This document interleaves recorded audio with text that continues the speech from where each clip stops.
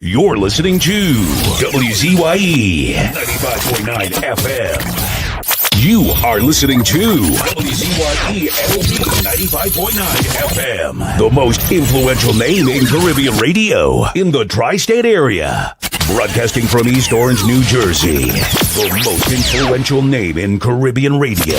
WZYE 95.9 FM.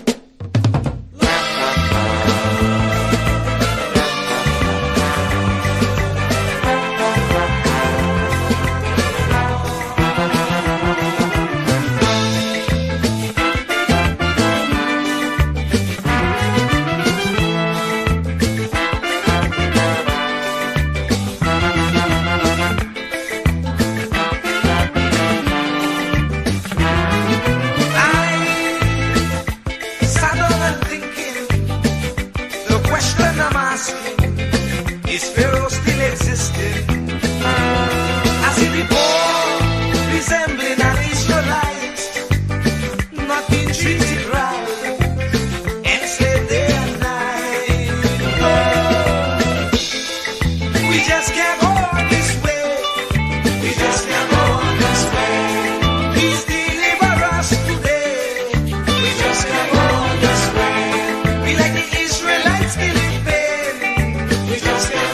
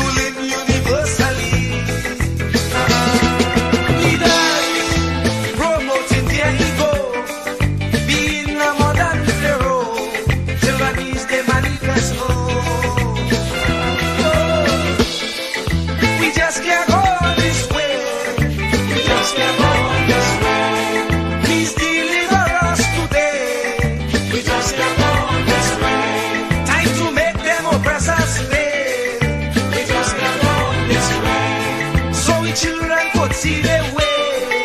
We just can't go on this way. Oh, oh, oh, oh, oh. No, no, no, no.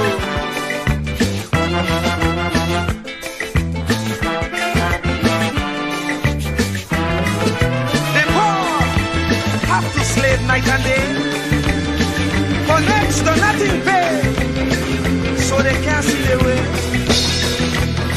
We don't enjoy equal facility. Like Pharaoh and company, brainwashing we say we free. We just can't go on this way. We just can't go on this way. Please deliver us today. We just can't go on this way. Time to make them oppress us pay. We just can't go on this way. So the children could see their way.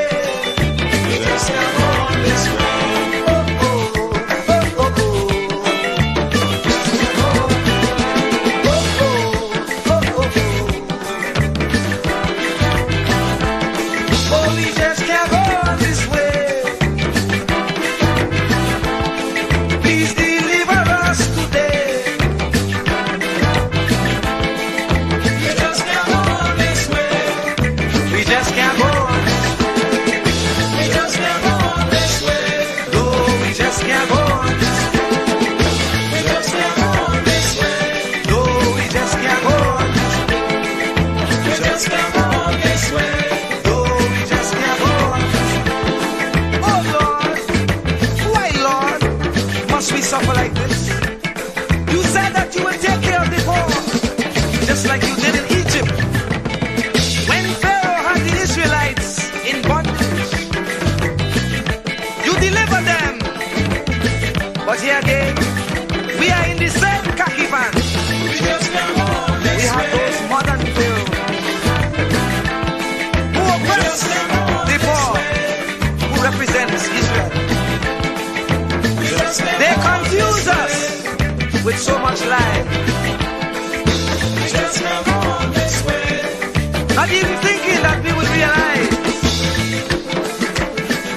And if we criticize, we could be ostracized. We don't know who to trust. That's why I say, Lord, please listen to this prayer that comes from the Lord. Please send us another Moses again. Oh, we just can't go this way. Please deliver us today. Time to make them oppress us pay. So the children could see their way. Make them get on their knees and pray. Then I'll be up to judgment day. Just can't make it this way. Please deliver us today. Be like the Israelites did day. Please send us another Moses again.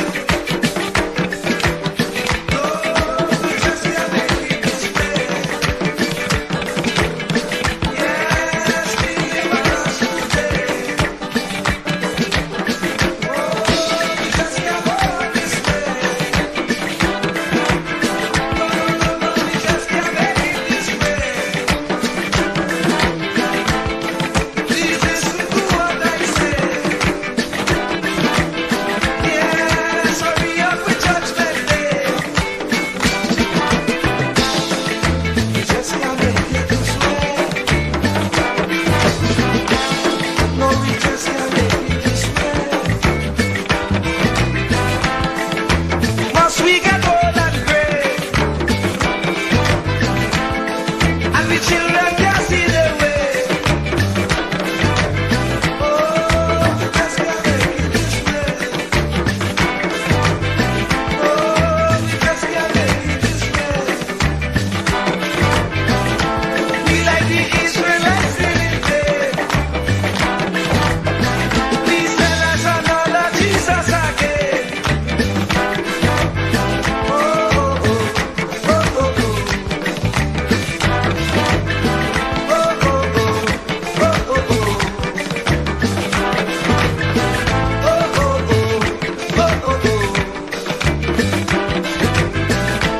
oh, oh,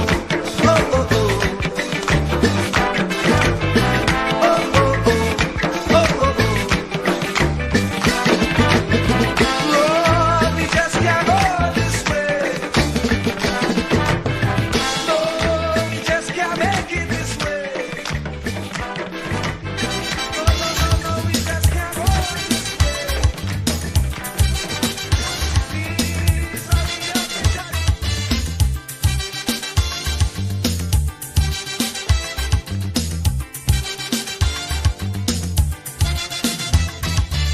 I say you get up one morning, your elders have something.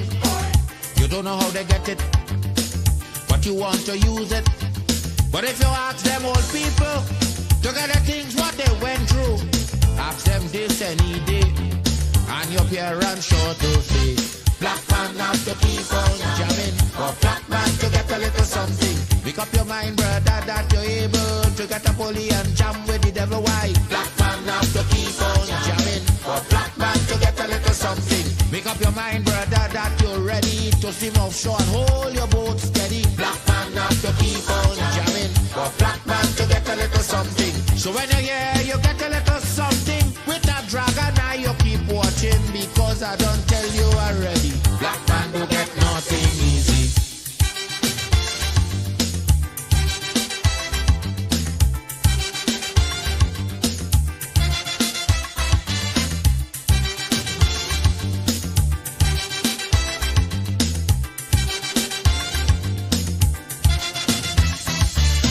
say you get up one morning, and oil money running.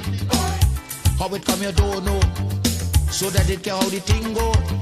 But if they read about Uriah, they wanna find out the pressure. How we get so much old hell to get a penny from TLL.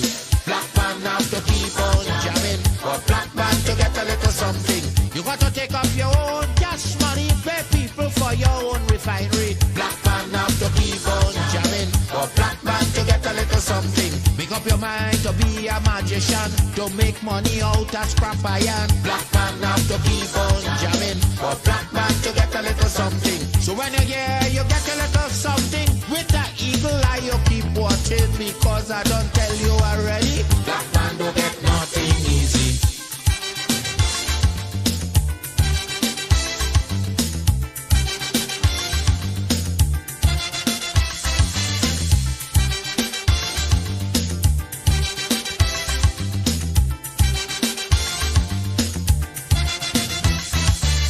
So we got up one morning, independence happening, getting the thing come easy. Now they're taking liberty, but if they know about petition, we are to send to England for some woman to tell we in this colony free. Black man have to keep on jamming, for black man to get a little something. You got to go to conference in England to get independence in your own land. Black man have to keep on jamming, for black man to get a little something.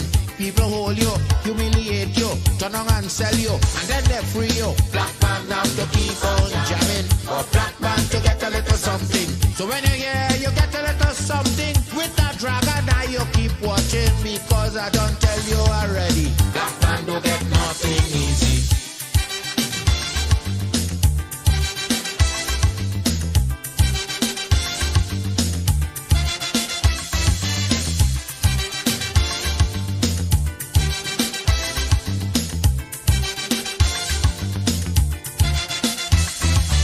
So when a black man gets something, he got to start thinking. You get it there easy. You got to practice economy. From getting licks from the slave master to become the land owner. Brother, it's a terrible journey, back with plenty brutality. Black man have to keep on jamming, for black man to get a little something.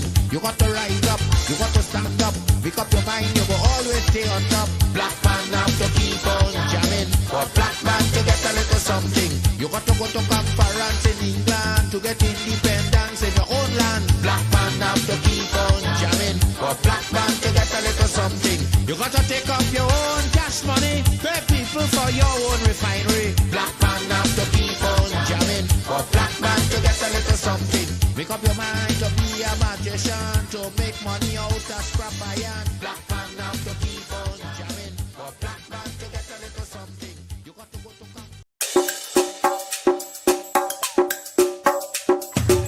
Keep me as the apple of thine eye. Hide me under the shadow of thy wing. O Lord, my Savior. It's so hard to deal with personal struggle. So sad when you feel alone in your trouble. It's real hard when you want to talk to a brother. It's so bad because of how some look at you after. So Jesus, come and be while you fix it. Come and be while you fix it. Come and be while you fix it. Jesus, come and be. Come and be while you fix it. Come and be while you fix it. Come and be while you fix it. Jesus, come and be. Cover my head. Satan want me dead. Cover my back from human attack. So Jesus, come and be while you fix it. Come and be while you fix it. Jesus, come and be while you fix it. Jesus, come and be. People see you smile, but don't know the hurt that you're feeling. Even as God's child, at times your heart does be bleeding. Where can you go when you're really looking for healing? Who know how to flow when your soul needs some restoring? So Jesus, come and be while you fix it. Come and be while you fix it. Come and be while you fix it. Jesus, come and be. Come and be while you fix it. Come and be while you fix it. Come and be while you fix it. Jesus, come and be. Cover me home from evils unknown. Cover my feet so I'll never retreat. Oh Lord, cover me while you fix it. Cover me while you fix it. Cover me while you fix it. Jesus, cover me.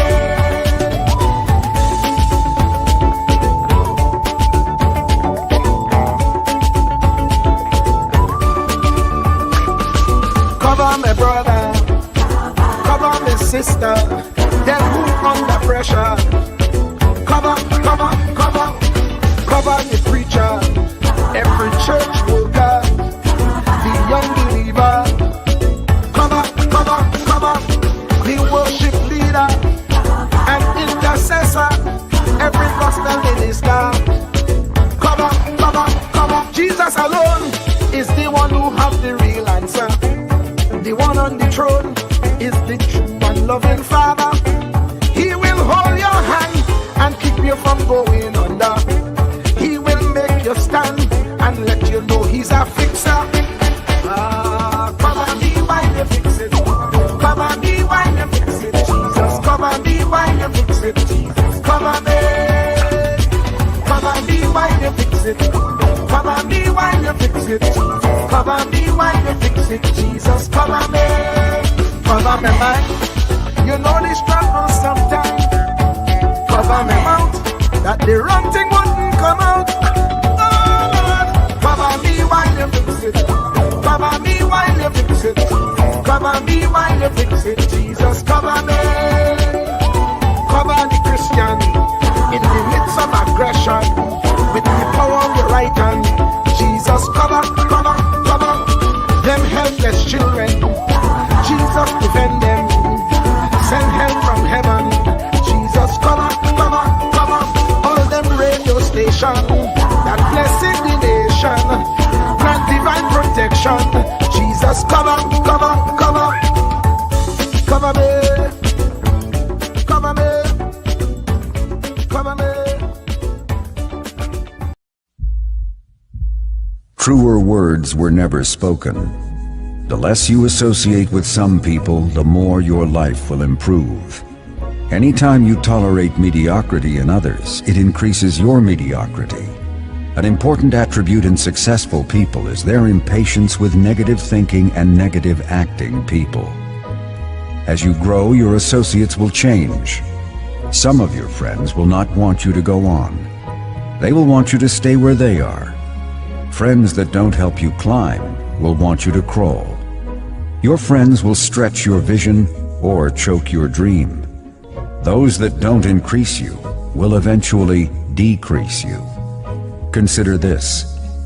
Never receive counsel from unproductive people. Never discuss your problems with someone incapable of contributing to the solution, because those who never succeed themselves are always first to tell you how. Not everyone has a right to speak into your life. You are certain to get the worst of the bargain when you exchange ideas with the wrong person. Don't follow anyone who's not going anywhere. With some people you spend an evening. With others, you invest it. Be careful where you stop to inquire for directions along the road of life. Wise is the person who fortifies his life with the right friendships. If you run with wolves, you will learn how to howl. But if you associate with eagles, you will learn how to soar to great heights. A mirror reflects a man's face, but what he is really like is shown by the kind of friends he chooses. The simple but true fact of life is that you become like those with whom you closely associate, for the good and the bad. Note, be not mistaken. This is applicable to family as well as friends. Yes, do love, appreciate, and be thankful for your family, for they will always be your family, no matter what. Just know that they are human first, and though they are family to you, they may be a friend to someone else and will fit somewhere in the criteria above. In prosperity, our friends know us. In adversity, we know our friends. Never make someone a priority when you are only an option for them. If you are going to achieve excellence in big things, you develop the habit in little matters. Excellence is not an exception.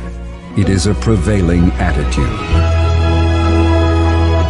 Yes, yes, yes, yes, yes, yes, yes, yes, yes, yes, yes, yes, yes, yes, yes, yes, yes, yes, yes, Let me say a special hello to all the WZYE 95.9 FM listeners. Of course, ladies and gentlemen, it's in the village with Uncle Tommy, Professor Wall Street, and you on WZYE 95.9 FM. And of course, ladies and gentlemen, we come to you every Monday, Tuesday, and Thursday from 7 to 10 p.m. That's Monday, Tuesday, and Thursday from 7 to 10 p.m. And you know, as we always say, ladies and gentlemen, it doesn't matter what color t-shirt you have on. You have on a pink t-shirt, a burgundy t-shirt, a maroon t-shirt. Doesn't matter what planet you're from. You're from Mazatanius, Xenoranius, Sonoranius. Each and everyone is welcome in the village on WZYE 95.9 FM. And this is how we start the thing. It have our place, WZYE, where they treat you like friends and family. So if you're looking for a place to belong, going WZYE, you could come along. If you have haste, though, come with me. We do have dad on WZYE, Santa Meditate. And there you have it, ladies and gentlemen. There you have it. There you have it. Our resident love doctor, the man we call Dr. Love, Rani Muhammad. And you know, as we always say, folks, we originate, we don't imitate. We're the only program on the planet with an /spread to the people that will bring you the truth, the whole truth, and nothing but the truth. Take a listen. Ansam LeBon and Marshall Nesbitt solemnly swear to conduct this radio program in a true, fair, and balanced manner, ensuring that all perspectives are given equal consideration and that the information presented is objective and unbiased. We pledge to provide a platform where diverse voices can be heard, fostering open and constructive dialogue that serves the best interests of our audience and community. Our commitment is to uphold the principles of journalistic integrity and ethical broadcasting throughout the duration of this program. Thank you. And there you have it, ladies and gentlemen. There you have it. There you have it. I want to, folks, give me a minute. I would like to do something, and then I will be back. Give me 1 minute. Let me do something, and I will be right back. I'll be right back.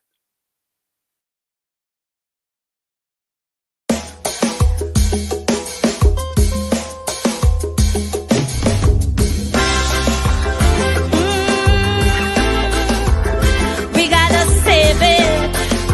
Oh yeah, my sweet TNT. Oh yeah.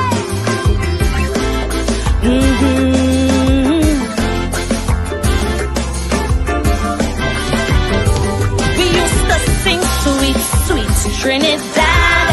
To leave here, boy, you must be mad.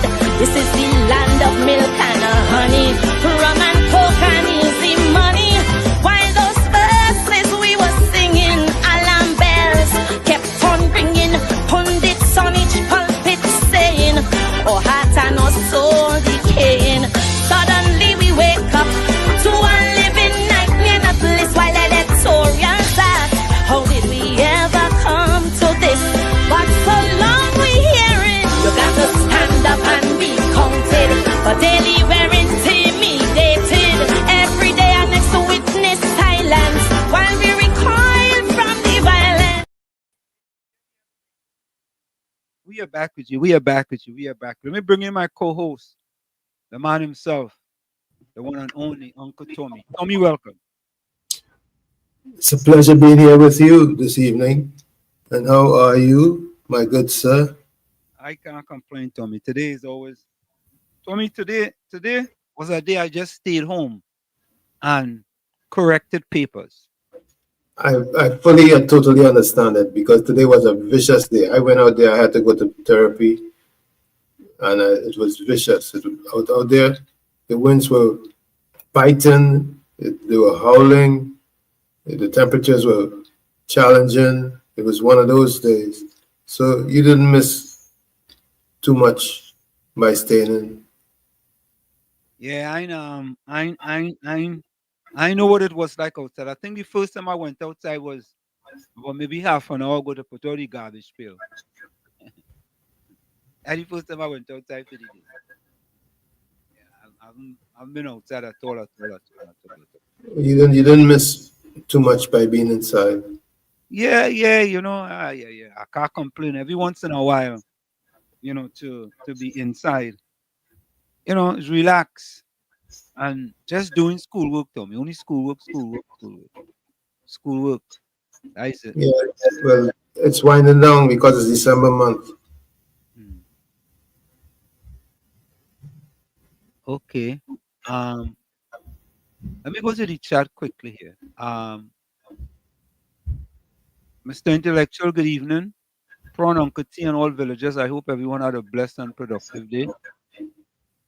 Gordon Joseph says, good evening, all. Hope your day was good. But if it was not, you can talk to God about what I like and I don't like also. Ask him what he likes. Malachi Smith, welcome. Blessed evening to Ansman Uncle Tommy with everyone in the village. Welcome, Malachi. Hey, look, Welcome, guy. Tommy, look your partner, the Belmont midfielder that's sitting on the bench. Mm-hmm. Come early tonight, boy. Early tonight. Brian John, boy. Wait, Tommy, you know what? Maybe we could get Gordon Joseph to referee referee a game for him. So Brian Jonathan Senior Council, I see. He's ISC? Nah. ISC means something different. I ain't gonna tell you what ISC means. Tommy, come on, man. If the man was the midfielder was saying on the bench, and the coach tell him warm up in the 80th minute and put him in the game in the 89th and 32nd minute. You see, I'm realistic. I know anything is possible because you talk about from Chumaca to Wall Street Eh, and now to Seton Hall University. So eh. anything is possible. All right, Tommy. Okay. All right. Yeah, I mean, I've lived long enough to tell you about some events and stories that are very encouraging. Tommy, you mean to say if the coach put him in with 30 seconds left, there's a possibility he could score? Yeah, you could score. Tommy, your impeccability is unbelievable. Oh, God. You ever heard Dwight York's story? Nah, tell me. I mean, he was first seen in World Cup. I can't remember which World Cup, but 2006. That's the only World Cup we making. he was first seen in a World Cup game against the U.S. You mean in a World Cup game in the game leading up to the World Cup? Right, Uh, and then he was scouted and he came a long way. I mean, I can't remember all the details right now, but that determination that he had is unheard of. Tommy, you're mixing up apples and mangoes, eh? You think? Yeah. You're mixing up apples and mangoes. You understand? As a young boy coming out of Tobago, they already know Dwight York was going to be a superstar. But if you say no on the bench and the coach playing you in with 30 seconds to go, cancel Christmas. Yeah. You have two possibilities of making it, Tommy. Slim and none.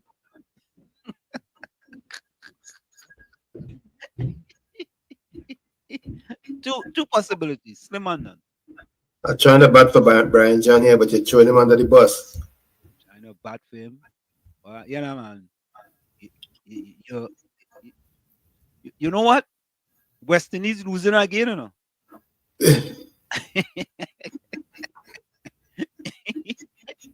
I might have to recommend you to the West Indies team to bat. Because all on us on West Indies losing again. I mean, Bangladesh, Tommy. Bangladesh beating West Indies in the West Indies. Imagine that. But Bangladesh can always be the bubbly, you know. Someday their luck is gonna change. Yeah, and it's the West Indies. Well, whoever All right, all right. anyway gonna get beat up. Okay, okay. All right, all right. So the Belmont midfielder in the house. The only thing he put that is sitting on the bench. Poor Brian. Brian, boy, I'm feeling for you. Brian John Senior Council. I mean, the Belmont midfielder in the house, boy. Yeah, boy. Yeah. Everybody, when people read that to me, they'll say, what, boy? That man used to play for Belmont, boy. You understand? But And today he's a senior council. right, he like Gordon Joseph, eh? He leaving out, putting on facts.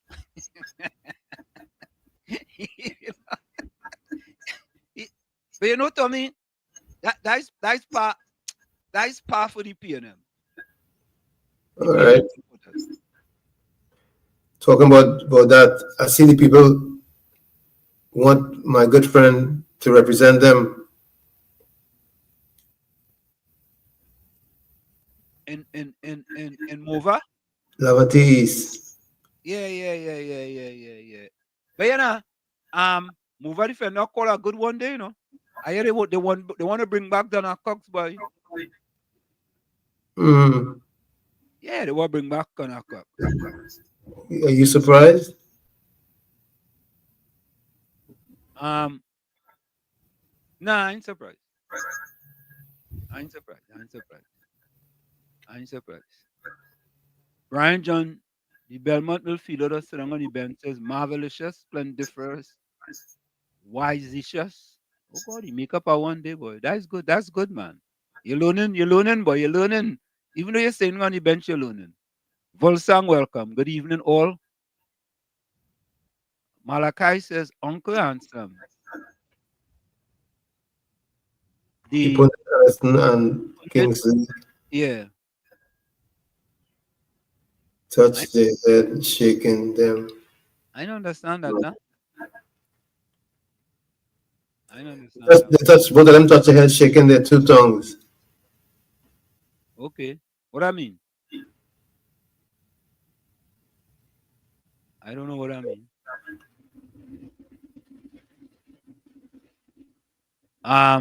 Brian John says, all you get kicks. I gave myself silk like Kamala. You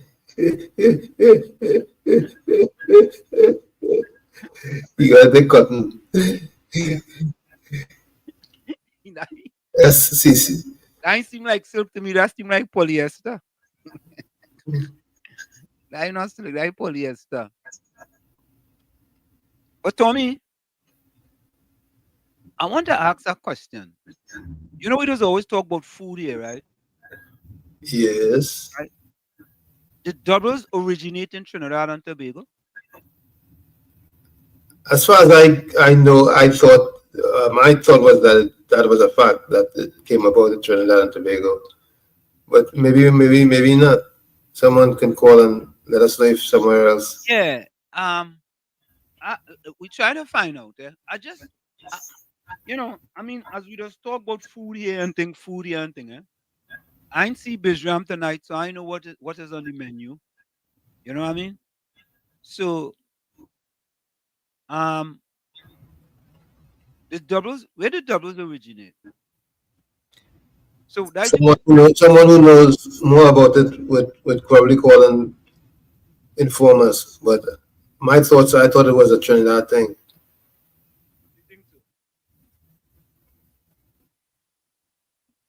I see a voice note here. I even know I should play this voice. I'm not play this voice note. I'm answering a voice note. Hey, Caribbean Soul, where did the doubles originate in Trinidad and Tobago? Let me play this voice. Yeah, Tommy. Football, feetball, that is my sport. Number 1, 2, and 3. Dwight York, yeah, I went up to Tobago, was on wedding anniversary up there, went and watched. I saw Dwight York for the very first time in Shore Park when they played against Malik. And I was like, wow, good like that. But he was seen by the Aston Villa coach. And that is how he ended up in England. He played with Villa every weekend. He used to score for a certain time for Villa, and the Express used to have it every weekend.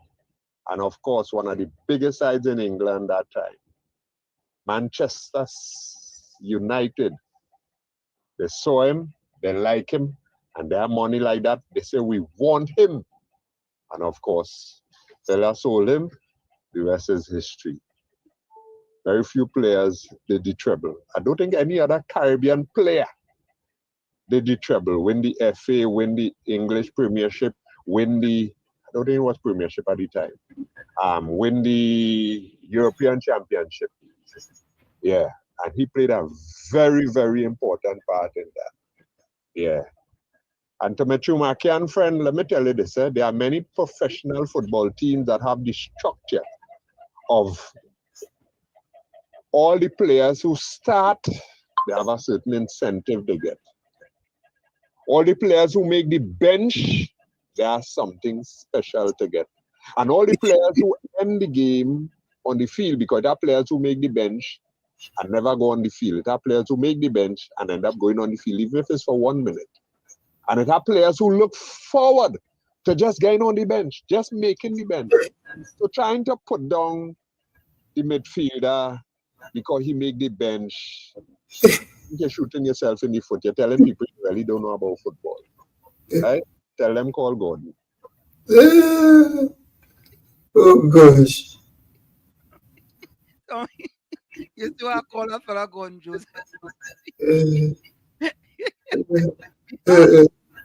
man come to defend. The man come to defend a man who does only play 30 seconds.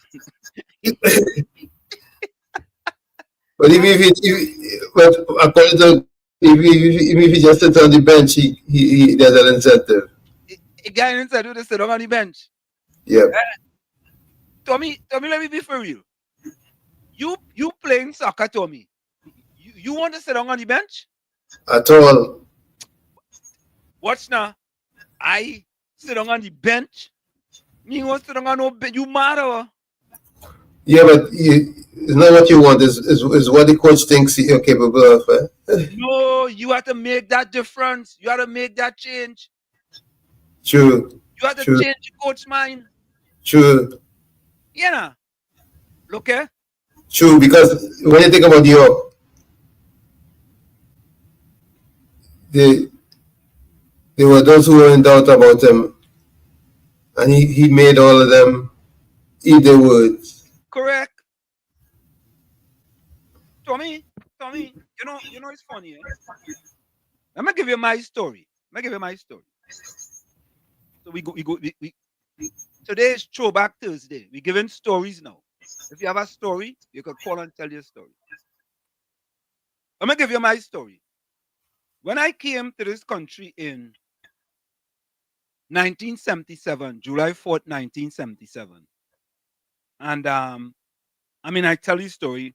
I went back to high school for 1 year in order to get a track and field scholarship, which I accomplished. And I had scholarships to other schools, but I wanted to stay close to home, to be close to my parents, because now I went to college. I came to this country in 77. I'm going to college in 1978. And I had a scholarship to Eastern Michigan and to Alabama, and these are places down there. And me know nothing about down there, Tommy. Remember I a little black boy from Chumaka, Clavantel, He know nothing about there. So me going down there. Yeah, so I had a scholarship to Eastern Michigan, right?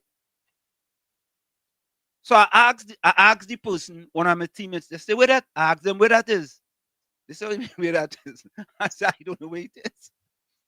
They say it's somewhere close to Detroit. And I asked them, how cold it does be? They say, well, boy, it does get to like 20 degrees below zero. I said, wait now. I didn't know the temperature used to go below zero. You understand? Because we from Trinidad. In Trinidad, the temperature might drop from like 90 to 88. Right, Tommy? Right. Yeah? So I tell them, I say, nah, that is okay. And then Alabama, I hear all kind of things about Alabama. So there was a guy on our team. He was the best 400-meter runner one of the best 400-meter runners in the country. And the coach from Seton Hall wanted him. So my coach from high school tell the coach, he said, listen, if you want Brian, you have to take Anselm. Right? And the coach now from Seton Hall, right, who I'm now assistant under, he says, I don't want to be born. You know, I got it has a full scholarship. He said, I don't want to be born. So Tommy boy, it went on like that for months in 1978. Right? And they're going back and forth. And in the meanwhile, I still figuring out which school I want to go to and things. And the main school I actually wanted to go to was Brown University. Because Brown University was an Ivy League school. Right. Right. But somehow I was told that Brown had met their quota and they weren't taking any more people that look like me. That's what I was told. Right? So they started to go back and forth.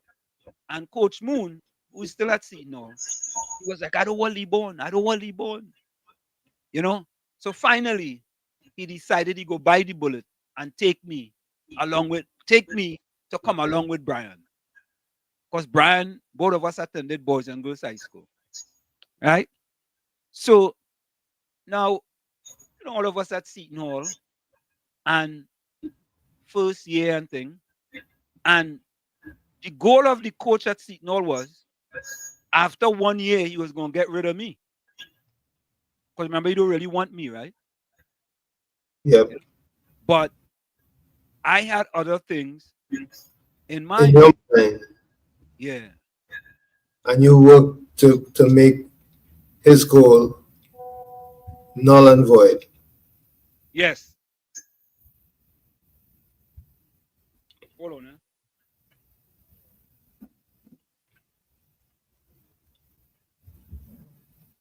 Yeah.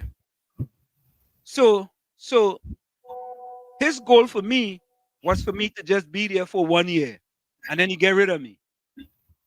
But my goal, which was different from his, was that once I get here, you got to take me out there here on a stretcher. You understand? Now, Tommy, when I got to Seton Hall, there were 6 other guys in my event, the 800. 2 of those guys beat me at character games in 1978.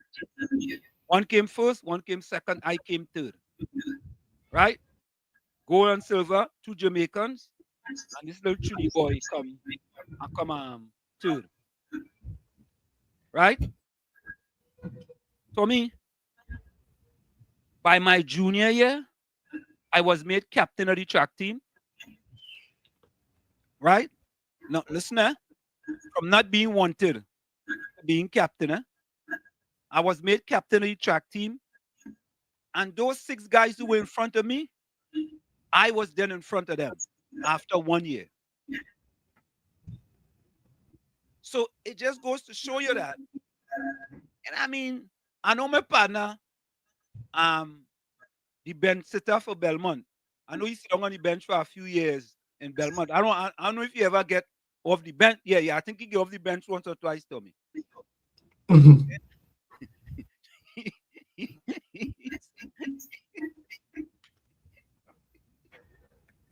Poor fella.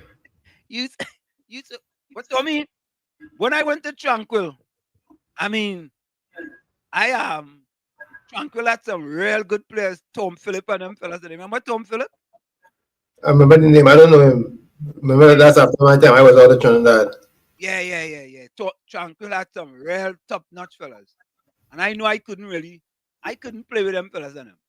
So me even try out for that team. I ain't try waste my time to try out. You understand? But the moral of the story is this, right? Is that with me, it didn't matter where I started. It really didn't matter. And you know what? Keep your eyes on the prize. I kept my eyes on the prize. And that was it. You know, and I asked Coach Moon one time, I said, Coach Moon, what did you see in me to make me the captain? He said, Libon, I used to observe so many things you used to do. Right? I just was doing things to me for the team, motivating the other guys. Just everything. Just like the motivator. You know, and the person that inspired them. You know, I'm on the field, I'm yelling out instructions to them, all this kind of thing. And he see it. And I really didn't see that. But I was just doing it naturally. You see? So, I mean, maybe if Brian had stayed a little longer in Belmonte, but he might have started.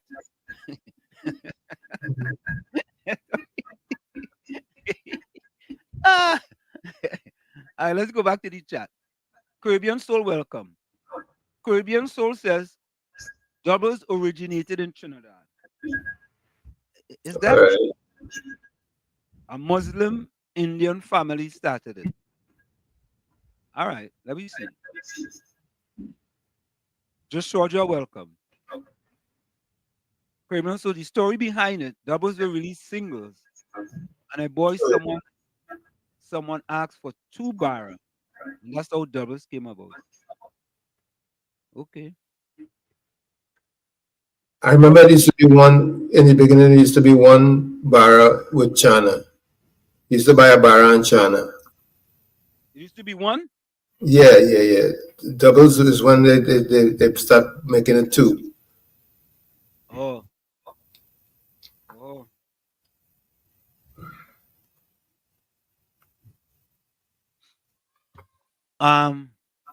Robert Nesbitt says, good night, Gordon. It's good to hear from you. Tuesday was different without you.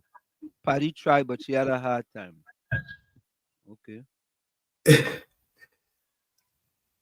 Okay. All right. Monty says, Brian John, you're somewhat P&M fanatic. You could aspire to qualify for a senior council still, so stop fooling yourself and by extension giving people self-deceptive influence. Okay, Joshua said, Walsh, because I Indian, there's a lot of China. I think it originated in Trinidad. Okay. Bijam, welcome. Good day, Doctor. Share the live today menu, chicken foot soup. Okay.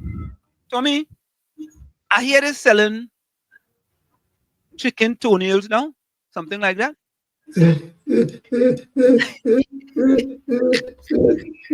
No, I'm serious. Folks, is it selling chicken toenails in Trinidad? Serious? No. That just cannot be. Tommy, folks, I'm asking a question. Are they selling chicken toenails? The toenails from the chicken? That's impossible. How you mean? What are you gonna do with that? But throw it in the trash. I mean, throw it in it. I thought I see a bag with it and they're selling it. Malachi said Brian was a water boy. Malachi go no. No, Tommy, serious? Folks, are they selling chicken toenails in Trinidad? That is impossible. Why is it impossible, Tommy? You gonna buy chicken toenails? If I go buy it? Yeah. My eyes vegan, so I mean touching that. But you think anybody wants that to eat? You don't know what they're gonna do with it? What are they gonna do? Process it? I really don't know, I don't know. Folks, what does Bijam, what does use that for? What does make with that? Caribbean that goes in the garbage. Eh? That goes in the rubbish. What going to rub? Tommy, what's wrong with you? Everything does make hot dog, Tommy, is all the leftovers, You got So I the don't, I don't brain. want no, I don't want no hot dogs. That's all that make a dog, Tommy. Is the brain, the gizzard, the liver, the ears, the tongue, everything, and you grind it up, and that's you get a dog. You sure you know what you're saying? Oh, oh, how does make a dog? All right, let me see. What are the ingredients for hot dog? Let me see. What goes into a hot dog? Let me see. All right, let me try this. What goes into a hot dog? A hot dog. What goes into a hot dog?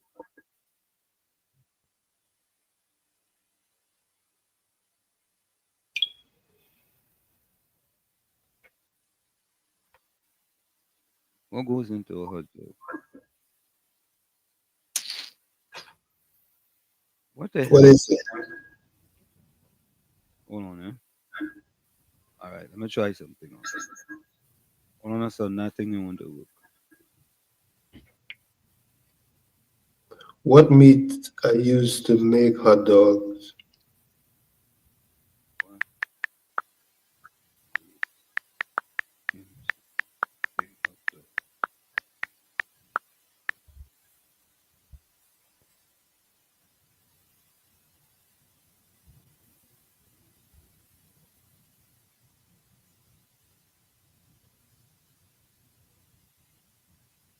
Hot dogs are made from the emulsified meat trimmings of chicken, beef, or pork. You heard that? Yeah. All right, add that here too. This meat is blended with other ingredients like preservatives, spices, and coloring. Mr. What's that Uncle Tommy, man? What's happening, man? Hey, what's going on, KFC? And right now, I was offline for about 2, 3 days, man. Yeah, I see. Yeah, now I get back on the phone, man. I hear you. Good to hear you. Can you use tonight, boy? They say no Leons, no vote, boy. They ain't more than a Cox. Well, I could see them not want to Leon come. go come back, man. You feel so? Yeah. Nah. They just call him and talk to him. Who call him the And let me with the statement he make when you go into the parliament, the government will not accept that tariff right now. Who You call him? gotta let the start play that thing in there. The media call him? You gotta call for me boss, you know. Yeah. He break ranks there, you know. You got a call. You gotta call, he was to say no comment. Let's walk on thing in there. So, see that man let him drop back a little bit. While up the crowd. Let me see on thing in there, but he play record for the but he do record, yeah, play them up there by Wall Street, boy. I mean, tomorrow, you know, Mr. Wash, he's a good one, you know. No. Adrian is a good one. He's a strong brother, you know. Adrian is a good one. I ain't lying to you. Adrian is a good fella. He's a good brother. I work with him. Yes, I know. You know to talk to you, you know to talk and thing too. One day, Very, very decent. yeah. Remember one day I was on Marval Road, and I was coming from the Mugabe station, and I walking Hey, up the Mr. road. Washi, tonight, today I was coming up in a taxi, man, and I had two G client, man. So you have a match Saturday, yeah, man, and he said anybody got in the match, he's call the police, man. He telling people to abandon that match, man. Who's saying that? Who's telling them? I'm gonna call a father name, man. The man like he get a piece of money, the man like he going back home, man. He going independence, man. Oh, your partner? Your UNC partner? Partner. I say UNC partner. I partner, my wife, I was too sure I watch it. Me? I just watch it games and Belemo Jones and I was not watch it. But you know, boy preparing and anything, and you look at that, love piece and have a bless bless and save Christmas for the children, make sure the children happy and they get a little food and a little snacks and a little toys and things, you know.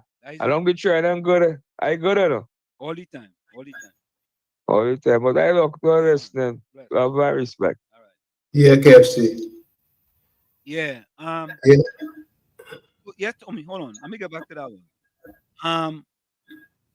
A typical hot dog is made from a blend of finely ground meat, seasoning, and other ingredients. Here's a breakdown. Meat. Usually a mix of beef, pork, chicken, or turkey. The specific combination depends on the type of hot dog. Kosher or halal hot dogs are made from beef or other approved meats. Fat adds flavor and juiciness. The fat contents vary, but is regulated in many regions.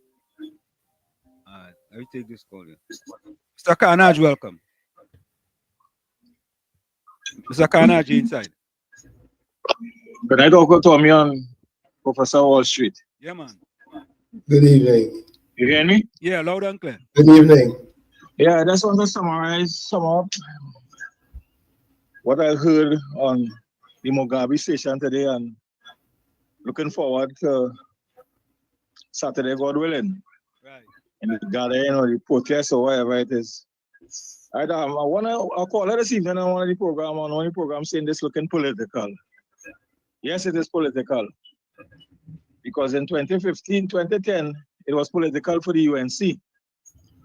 I mean the PNM. Now Karma, you see Karma way this play out there. Right? And as your poster saying is a nation in crisis. So what your good thinking citizens to do, just sit back and endure this foolishness by this administration. The Prime Minister will say he created a new society. Who this new society will be unpacking? Why? You ever heard that statement, Uncle Tommy or Mr. Wall Street? Yeah. Right? Who is unpacking? Not the poor and the vulnerable. The middle class has been totally wiped off. Yep. So I just want to endorse Saturday, and I know people. I can understand the Mugabe station. This gentleman, this Google, he's saying that he wants the Prime Minister to make a statement, right, concerning the Tobago airport. And as long as the Prime Minister make a statement, he will be satisfied. So he will debunk the allegation by the opposition leader. You see what them fellas are names? But it's time to send a message to this administration. They have been spitting in our face for the past 9 years. And this protest or this demonstration is if UNC or any other administration in office, you know, a protest is easily supported by the massive. Yeah. You know, Mr. Carnage. You know, Tommy, I think. Talk in the mic. Yeah, I think this march is about country. Mr. Carnage, you there? All right, we lost him. So, folks, let's go for the break, okay? When we come back, we're going to have our guest. It's in the village with Uncle Tommy, Professor Wall Street, and you on WZYE 95.9 FM. We come to you every Monday, Tuesday, and Thursday from 7 to 10 p.m. That's every Monday, Tuesday, and Thursday from 7 to 10 p.m. Don't forget, folks, share the live. WZYE 95.9 FM on Facebook and X, WZYE TV on YouTube, and you can reach us here at 973-868-1444. That's 973-868-1444. We'll be right back. Stick and stay. You're listening to WZYE 95.9 FM. You are listening to WZYE 95.9 FM, the most influential name in Caribbean radio in the tri-state area. Broadcasting from East Orange, New Jersey, the most influential name in Caribbean radio, WZYE 95.9 FM. And we back to you. Let's take this call. Mr. Carnage, we lost you. Go ahead. Yes, all right. So I lost my chain of thought, but I don't know if you only observe. So I observing something. Yeah. We had a match in 2010. I think I was leading up to the. I think USA was in power, right? I think I mentioned this on the program already. It was the War Road Farmers, right? They was going on trying to destroy the wetland. Yeah, I remember right? that. Right, that was formed from the MSG, David Abdullah. Wasn't Prime and Minister when Rowley Dr. in that Rowley, match? eh? Prime Minister Rowley was in that match? That was not match down there in the wetlands down in Shagarama? Hold on, man. My volume low. Repeat. That was not match down there in Shagaramas and Prime Minister Rowley at the time was in opposition. No? Yeah, go ahead. My volume was low. If it was a match. Yeah, it was a match when they had some lands that taken over from them guys and them farmers and them who been on that land for years. Yeah.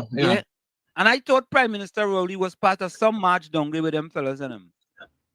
No. Let me say when Manning put him as a backbencher, right? Right. The second match, right? They take over the match. You swear, you see more red than anything else. You swear, it's they who organize that match. You understand? They naturally take over the match. And I realizing something. I ain't seen other political entities because that last match, everybody joined hand, you know.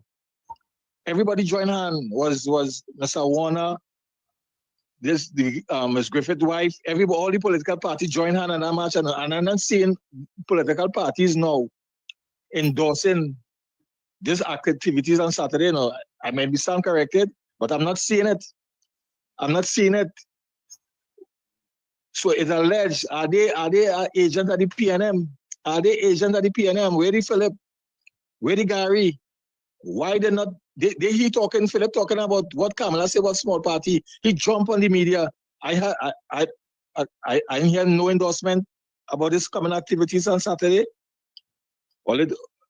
This country so sickening, locked on and listening. Yeah, man. Bless. All right, let's go to our guests. Hold on, let me play these two voice notes first.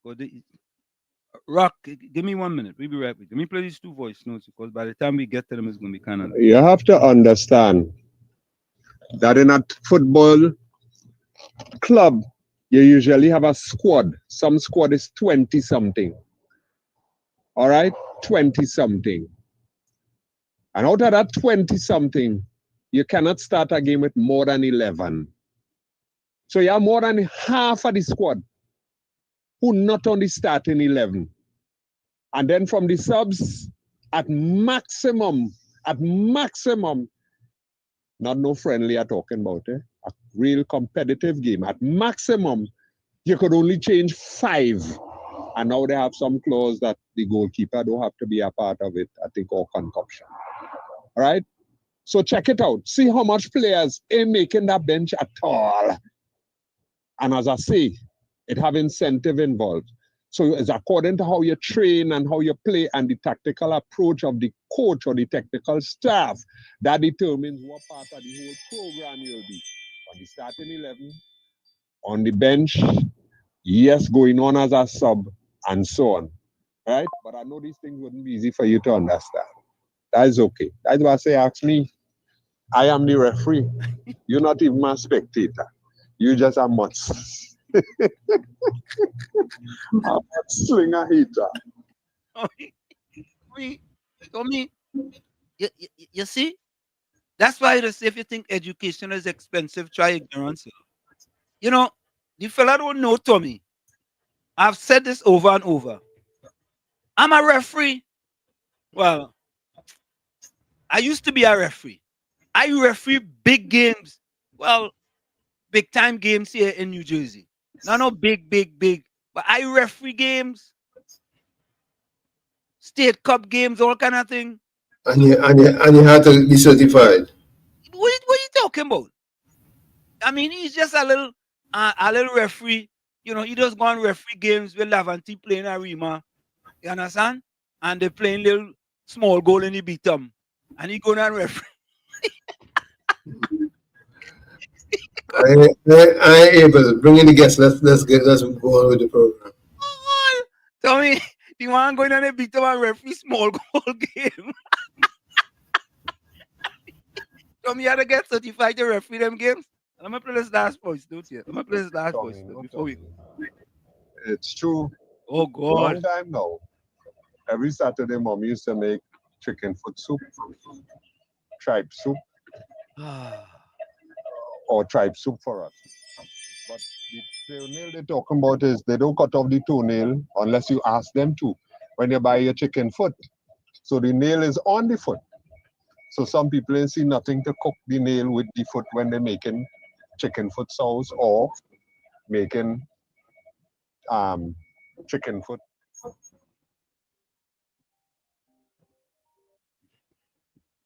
All right, that's a voice. Sometimes even make chicken foot pale out too.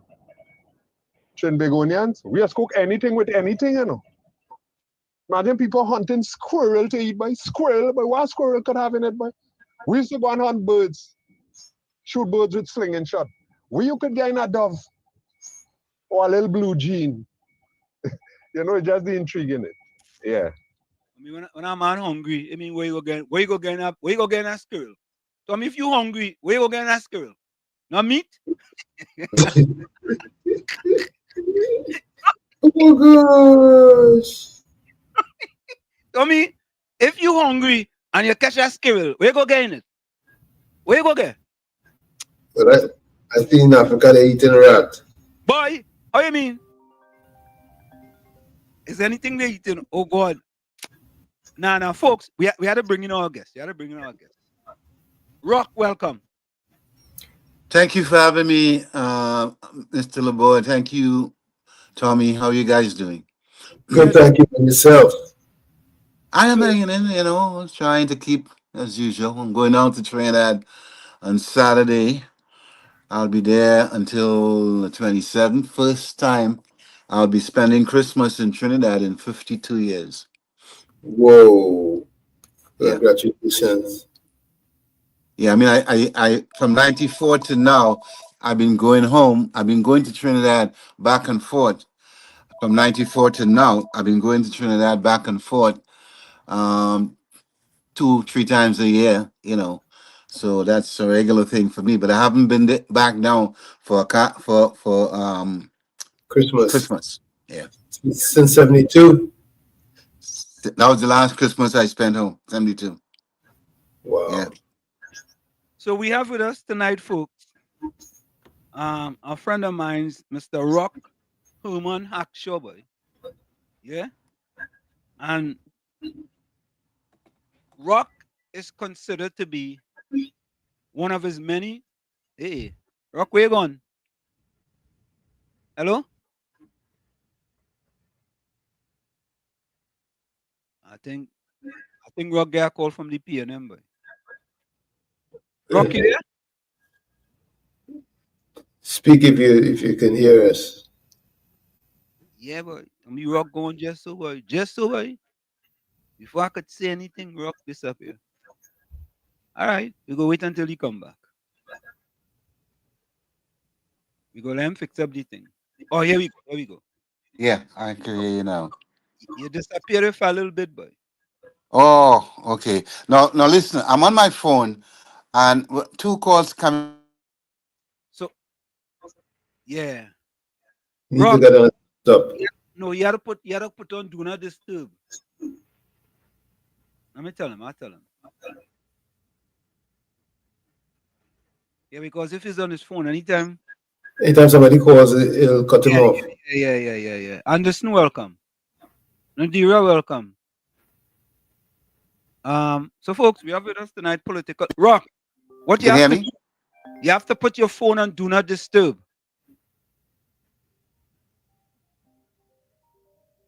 Folks, hold the calls, all right? Hold the calls.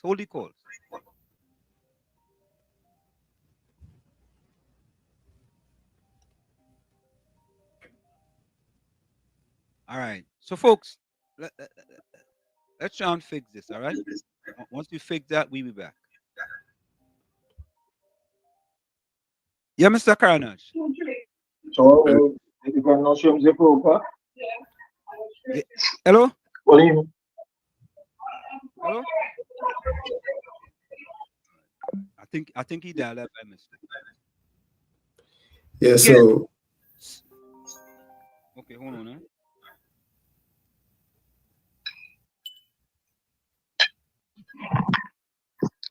Yeah, good night again. This is Carnage. Hey, One suggestion. Yeah. I don't know if I'll let her get Aisha on the show tomorrow, right? And I want to know if she will be part of the march or the gathering on Saturday, because we'll call her. They need a voice. The PNM supporters need a voice. We go Those call who she. can come out tonight, all the Red Army, Saturday, to lend us support for all who are hiding in corners and only suffering, and they disturb, they disgust at the move of the Prime Minister. You see, one of the ministers, I forget I think it's Laventry East, he did well on no show. Adrian Leon. And they try to they put it in a here family matters. Yeah. But a lot of the PNM supporters are upset with this 47% increase by the Prime Minister, but they are silent. Who will get ice on the show tomorrow? That's a suggestion. I don't know. We'll call she tonight. We'll call her tonight. All right. Where's Rock? You bring back Rock.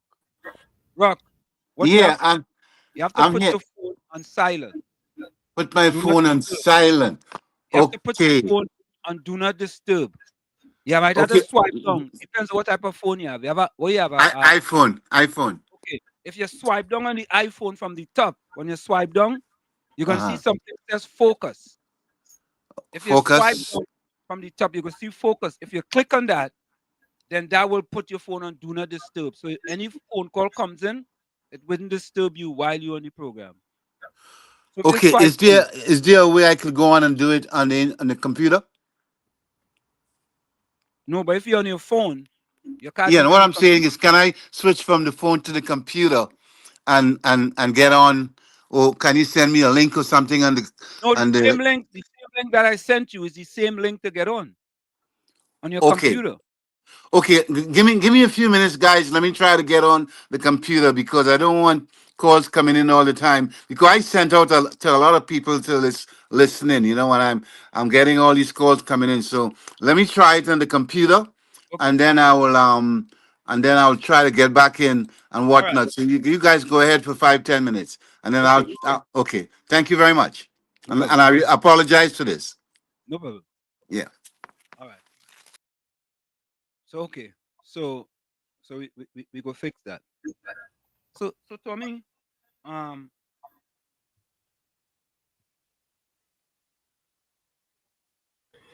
yeah. Tommy, so did you hear about the press conference today with the Minister of Finance? No, I did not. Okay. Enlighten me. Watch this.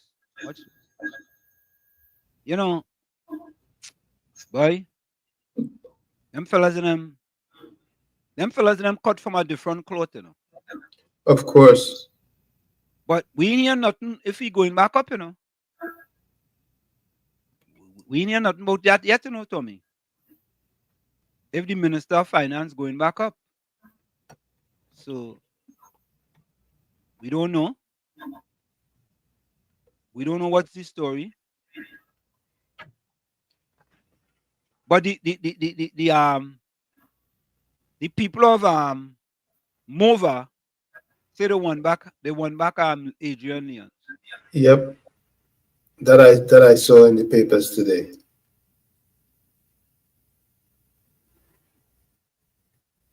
If the boss don't want him, you think them could get him back?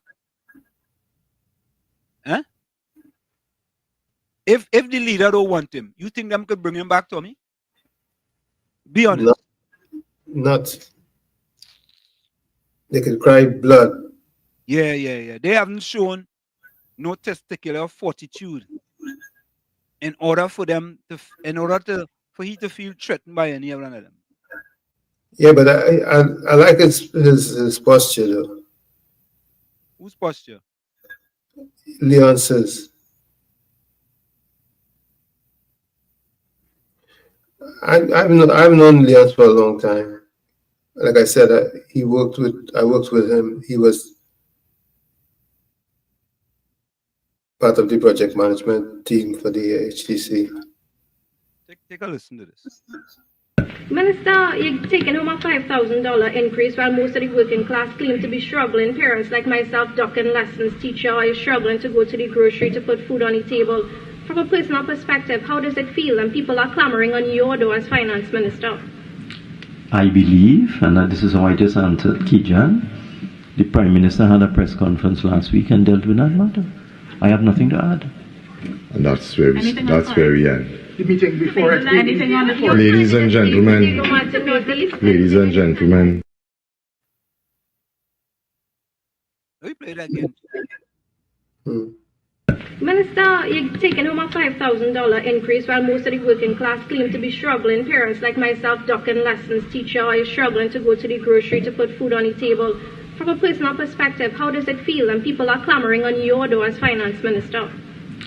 I believe, and this is how I just answered Kijan, the Prime Minister had a press conference last week and dealt with that matter. I have nothing to add. And that's where we end. The meeting before it. Ladies and gentlemen, ladies and gentlemen.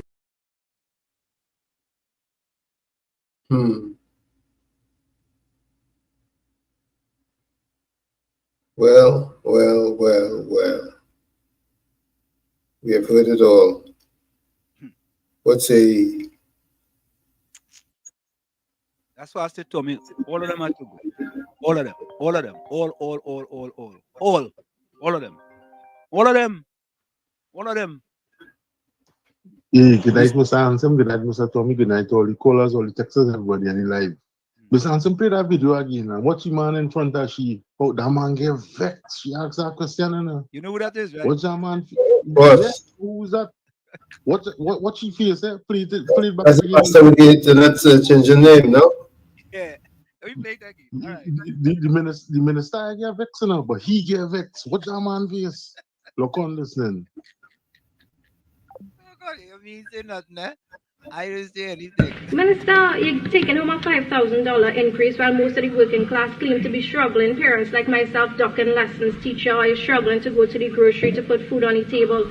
From a personal perspective, how does it feel when people are clamoring on your door as finance minister? I believe, and this is how I just answered Kijan, the Prime Minister had a press conference last week and dealt with that matter. I have nothing to add. And that's where we end. The meeting before it. Ladies and gentlemen, ladies and gentlemen. So they ask you a personal question. Correct, Tommy? Yep. So the Prime Minister answered the personal question for you during his press conference. That's what it is. That's what it is, Tommy. Yep. Not Tommy, you see, Tommy? No compassion from them fellas and them boy. Them don't care. They do not care. Yeah. Who's that big belly man in front there? When you media asking the finance minister that question, like he more vexed than the finance minister, but Mr. Washit, I said that hungry, not evil, wicked people. Mr. Washit, everybody, you can go by that match. Majority of them people looking to go Shogunas Saturday, you know. When Shogunas?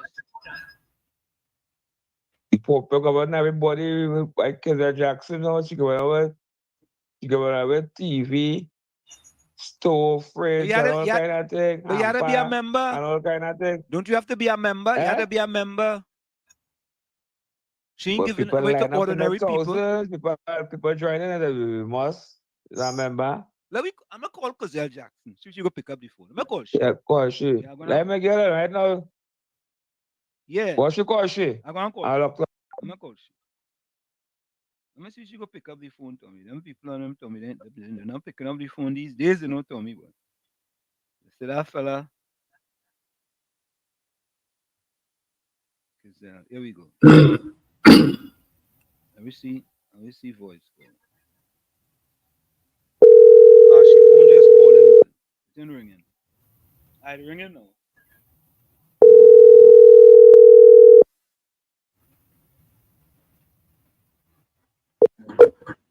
Hi, good evening. Hello, Miss Gazelle Jackson. You are Hello, live. good evening. You are live on WZYE 95.9 FM with Professor Wall Street and Uncle Tommy. I'm live on what station? Yes, you are live on WZYE 95.9 FM. Good evening to you and your listeners. With Uncle Tommy and Professor Wall Street. How are you doing, Miss Jackson? Good evening, Miss Jackson. I have health, I have strength, I'm well.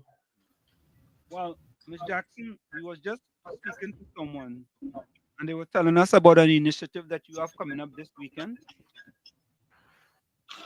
For some reason, I'm barely hearing you. Okay. All right. So let me try again. How is this? Is this better? Much better.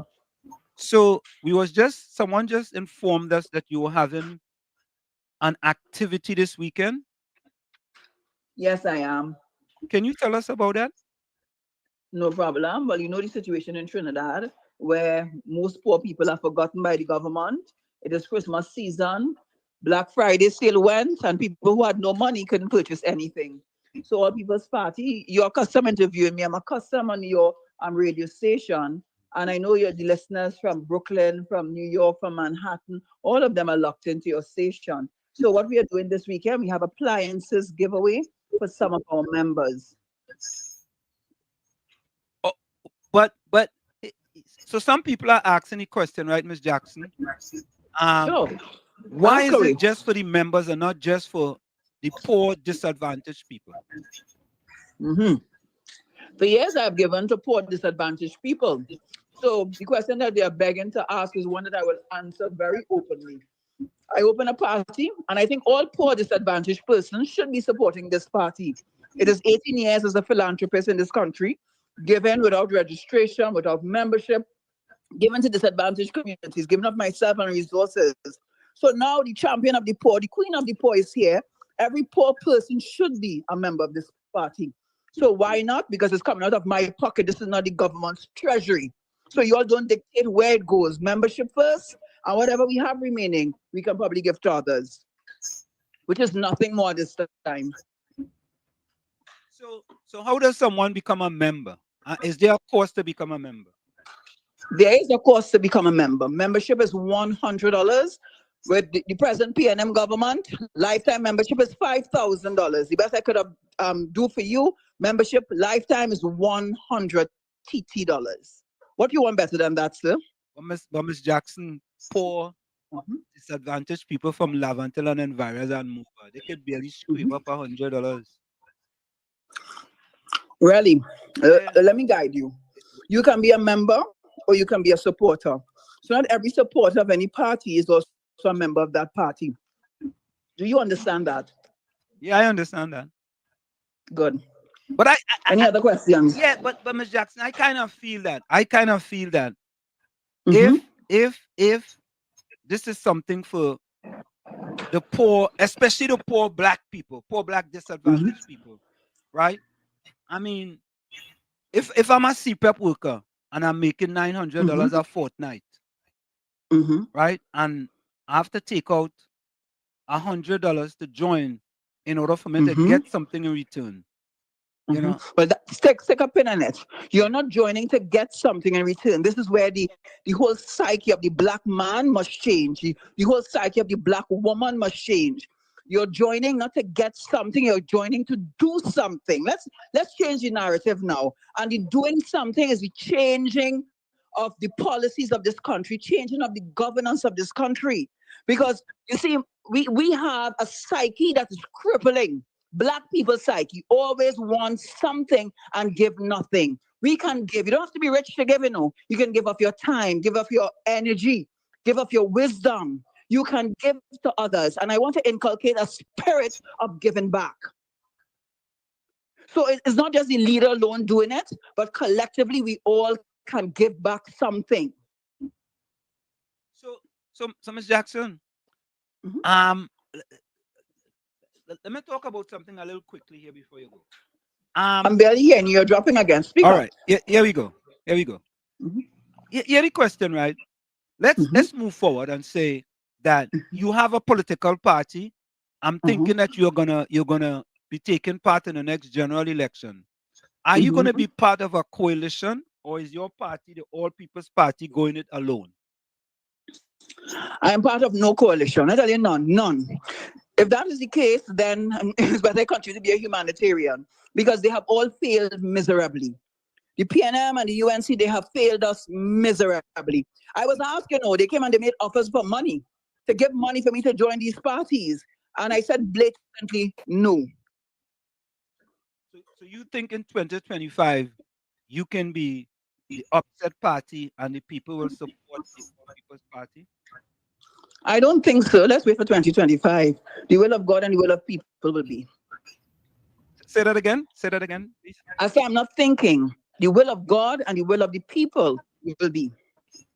Okay. Excellent. Well, Miss Jackson, I thank you so much for picking up the phone. And you're most welcome. It's always a pleasure to be on your radio station. And I do wish you the best. If I don't hear from you again for the rest of the season, I wish you the best for 2025. And remember, imagination is your greatest nation. Just few people choose to live in it. Let's imagine a better Trinidad and Tobago. I love you guys. Thank you very much. Thank you, Ms. Jackson. Thank you. You're welcome. Happy holidays. Well, she pick up the phone.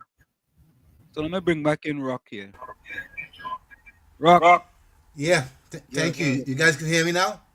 Yeah, we hear you. Okay, cool. Yeah, I'm on the computer, so I think this could work, Yeah. I'm gonna take the phone off the hook. Yeah. And I'm going to take my cell phone and take it off also. So I have both phones off the hook. So now I can focus on talking to you guys. So Rock, sorry about all that, but I'm an old timer. I'm an old school guy. Huh? No, the phone is off. And but I'm going off. So what do I do about that? Are you on speakerphone? I am on the computer. Well, I know what it is. Every time I'm finished, I gotta press mute. I've been through this before.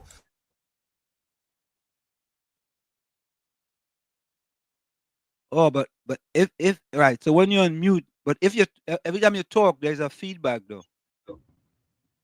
So when you're on mute, should I lower the volume or something? I ain't sure now. Try lowering the volume. Okay, I'll try lowering the volume and see if that works, and then we could figure it out. As we. Do you ever a headset? Yeah, for the phone. Yes, I'm gonna find one. Give me a minute. I'm gonna find one. All right. Okay. All right. Good. All right. All right. So we try to figure that out. Yeah, so Ms. Jackson clearly identified what the program is about. And what's the program about, Tommy? She's trying to build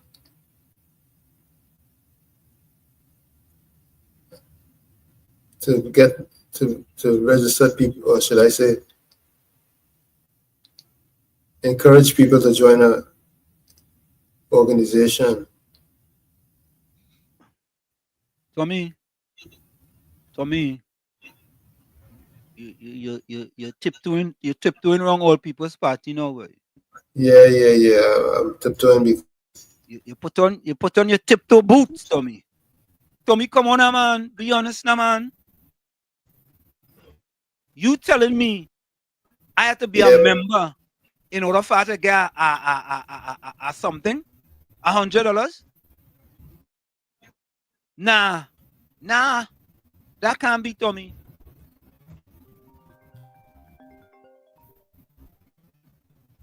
Nah, Mr. Carnage, welcome. Uncle Tommy and Professor Ms. Jackson, she don't have to form a coalition with the PNM or the UNC about other parties. Well, that's she come up with a scheme. Hold on, Tommy. Go ahead, Mr. Kind. She come up with a plan. But Tommy, Her statements, I can't understand it at all. Mr. What Kind, you just what is her plans? What is who are candidate? Is election fever right now? I don't know what this PR stunt is all about. I mean, but this woman sound like she crazy. Are you hearing him? Sorry to say that, but she ain't sound right at all. Yeah. Look on listening. Yeah, man. Tommy, I'll be honest with you, Tommy. To me, if the way you are trying to get people is by you want to give away something, and the only way you can give away something is to bribe me into joining your organization. She can't really make no headway with what. That ain't making no sense. No, that ain't making sense. You telling me I had to pay $100? $100 for them poor black disadvantaged people. You know how much money is that? I guess if you get an appliance, it would be paid. But Tommy, I guess you pay $100 for the appliance. So I go pay $100 to get a stove. But if you get a $5,000 appliance for $100, I ain't sure. That's how they would look at it. I ain't sure what I gain. I ain't sure if I will get anything. Is everybody gain? Is it everybody? No. In this day and age, that ain't making sense. And secondly, let me be honest. From what she says. Let me be honest, Tommy. Is that 2-horse race in Trinidad? Is PNM or UNC? If you're not part of one of them, you wasted your time. we have to be honest. Yeah? It's either PNM or UNC. And we don't want the PNM. Yeah, Mr. Tommy. Yeah, Mr. And to all the callers and everybody. Yeah, I've been quick because I know you're just coming back in. If you had to get people to follow you by giving them something, bribing them to win something, bribing them, then you don't have true followers. You're not true followers. The pen is mightier than the dollar. So if you cannot have true followers who really want policy change and all that, but then you have to give them something in return, that is not followers. That is acquaintances and who just willing to come to the party to get something. But at the end of the day, you can't guarantee them going and vote for you. You could go in the documents after voting and find out, oh, you didn't vote for me and you didn't vote for me. No. So I don't see the sense in that. Form a true political party, start off from now, and give it 5 years and have true followers instead of having, you know what she doing it? She throwing crumbs and the chicken coming to follow. Look on this, let me stand to answer Tommy. I mean, And the thing is, you asked a pertinent question. Are you going to call this or are you going in alone? She says she's going in alone because all that there is irrelevant. That's my words, not hers. That makes no sense. That makes no sense at all. I don't know. Yeah, I mean, she does give away stuff, and she does good things in the communities, but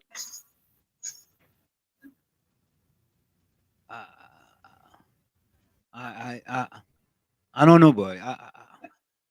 That ain't making a lot of sense to me. Nope, it doesn't.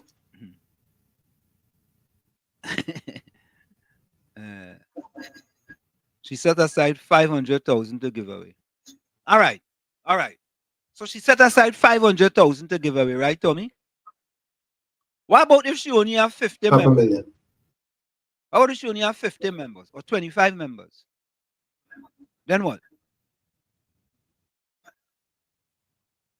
Huh? I don't know. But knowing Trinidadians, people who could afford are gonna pay $100 trying to get something. Okay. I mean, it just doesn't have a good ring to it, man. You know what I mean? Brooklyn, welcome. Rock, we be right with you. Brooklyn, welcome. Worship, good night to you, Uncle Tommy. Good night, viewers and listeners. What should I think? I don't think Kizza Jackson. I mean, she has very good intention, but I don't see she has any, like, in any position in any two parties that is there, right? Kizza Jackson already tried with Watson Duke, Gade Bakana, whatever. But if she feel to start an organization and she say $100 is the fee, I wouldn't bash you for that. No, Brooklyn. Brooklyn is a political party. She having a giveaway, and it's for only members of the party. She want to have specific members, and then she has supporters. She basically wants specific people as members of the party, in which going down the line she might be able to handpick 2 or 3 of them who may be able to form like a committee to basically do things bigger. It's like a beginning of something she tried. And I don't think $100 is plenty because Brooklyn. Worship. If you are we make too much excuses for poor people, worship. We keep saying people poor. Yeah. Right? We keep saying people poor. But $100 TT worship is like $10 US, not even so much. Brooklyn, no. It's not no value. Brooklyn so if she say 100, she cannot come and say 5. She cannot come and say 1,000. She say 100. She knows what she's doing. But besides that, I don't support anything.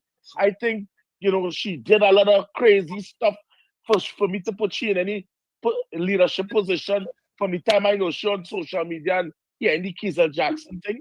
You understand? But everybody tried tricks. But this is her way of trying to form. She thinks she tried with Watson Duke and them. It didn't work out. She tried to go on she own. Right? At the end of the day, I was a Trinidadians gonna go get your thing. I want to say it's PNM people, PNM poor people is going to go and hold on Kizza Jackson and fool she to be member and then go in the voting booth and vote for Pharaoh still. That is what's going to happen to her, right?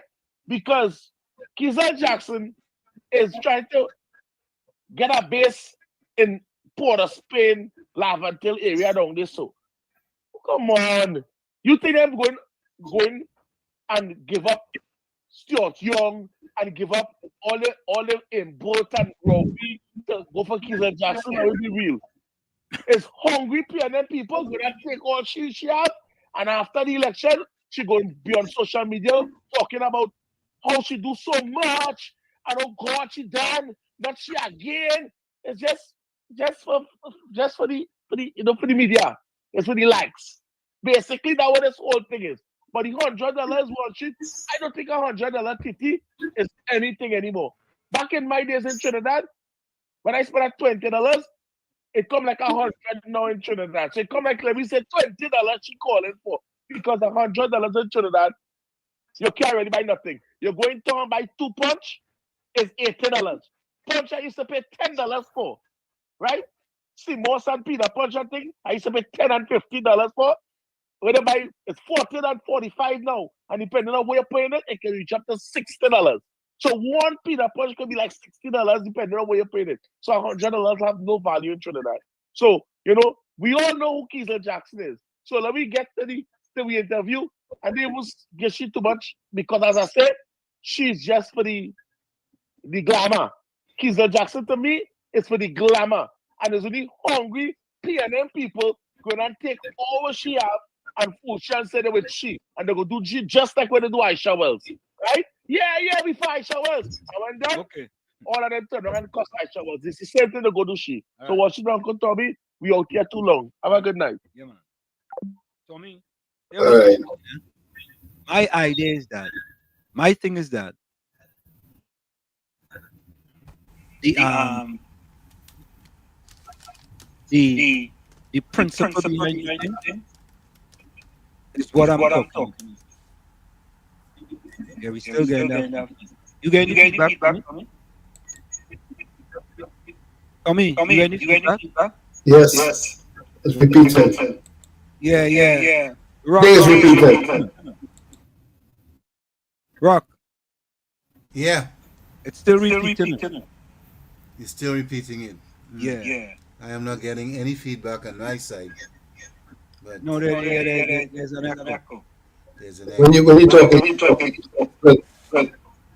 I guess I could go back on the phone.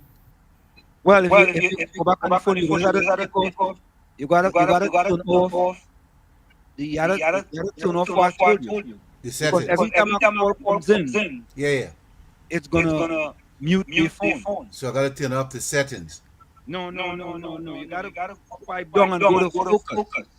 Go to when you go to, you're gonna see something says do not disturb. You gotta click on that.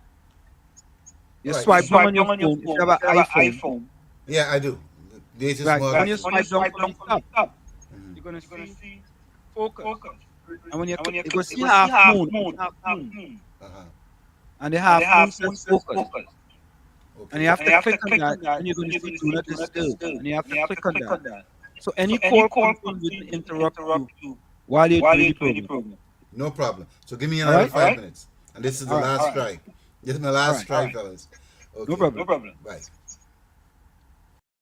So Tommy. Yes, sir. Here is my thing, right?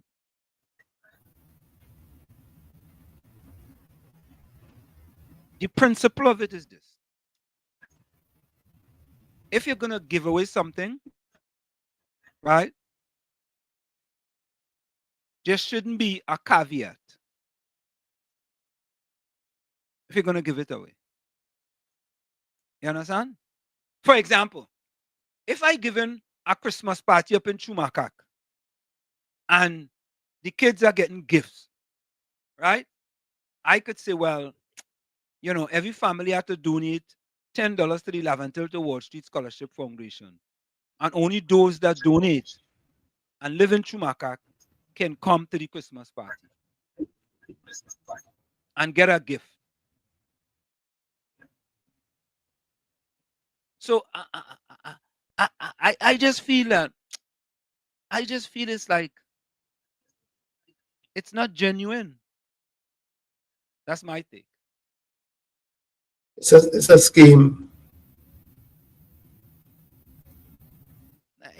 You know, in order for it to be genuine, there mustn't be anything attached. Or what you should have done is do a membership drive, right? That's all. Do a membership drive and say, look, folks, we're having a membership drive. Let people come and sign up. And after they sign up, call it a membership drive. Huh? Call it a membership drive. Then you do a giveaway after. Correct. So after we do the membership drive, we say, all right, folks, we are having a Christmas giveaway on the 24th of Christmas for all members of the All People Party. Right? All members. So that still means, Tommy, you could still go and become a member and receive a giveaway. Right? But it's I don't know, man.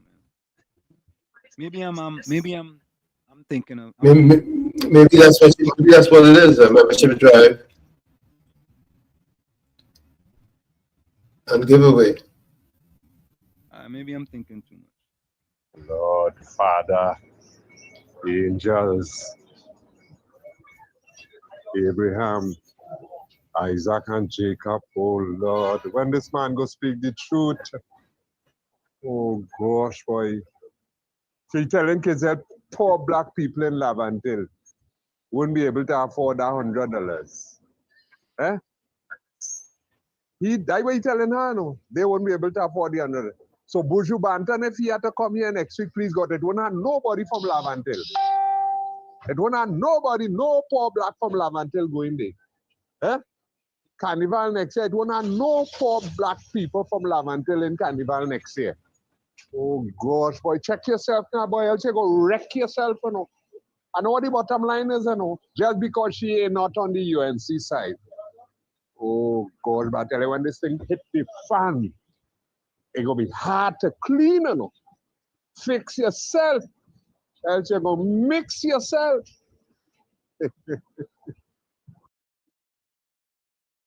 Okay. Caribbean Soul says, why not buy toys and 2 games like Fun Dip? Yeah. Yeah. Have a toy thing, a kind of toy drive or something. And, you know, give away stuff. Yeah. Yeah. Okay, $10 a dip in a bin and put out a toy. Yeah. You know what I mean? Mm-hmm.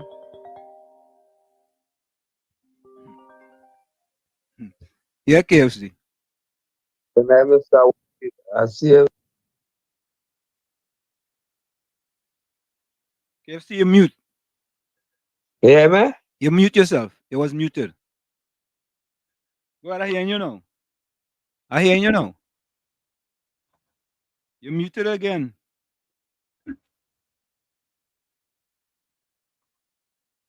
KFC mute yourself, yes?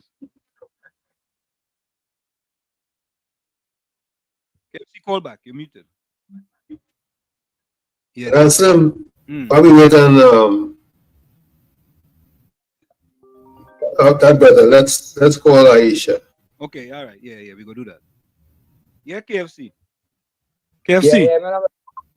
Yeah, we hearing you. Yeah, we hearing you now. I stayed up play by the queen of the pawn. She in charge of the church, you know. In 9 years, the PNM in power, and the majority of people I see there is a set of PNM people. Or you feel she gets like me. I say, what German look is that the love to suffer in peace, you know. Peacefully, you know. You know that man I could shoot again. But she just think when she opened she party at the join, a member to join. And she having a lot of giveaways and things. But you know, you open she political party. But she helping the poor. But she think if you're gonna have election, if you never vote for she watch it. When? In what year? Then going back on that separation. Yeah. A woman who tried to help them. You ever see them going in East West Corridor for the last 9 years? Nah. Send Dr. earlier and the PNM in power. Ever keep a Christmas party for the children in East West Corridor? Nah. And give away nice little toys and bike and thing? Yeah. Before Kizza Jackson launching she party there, I see she giving me bikes all Maloney and expensive toys. When you go by the PNM to keep a Christmas party, you get that tribute truck.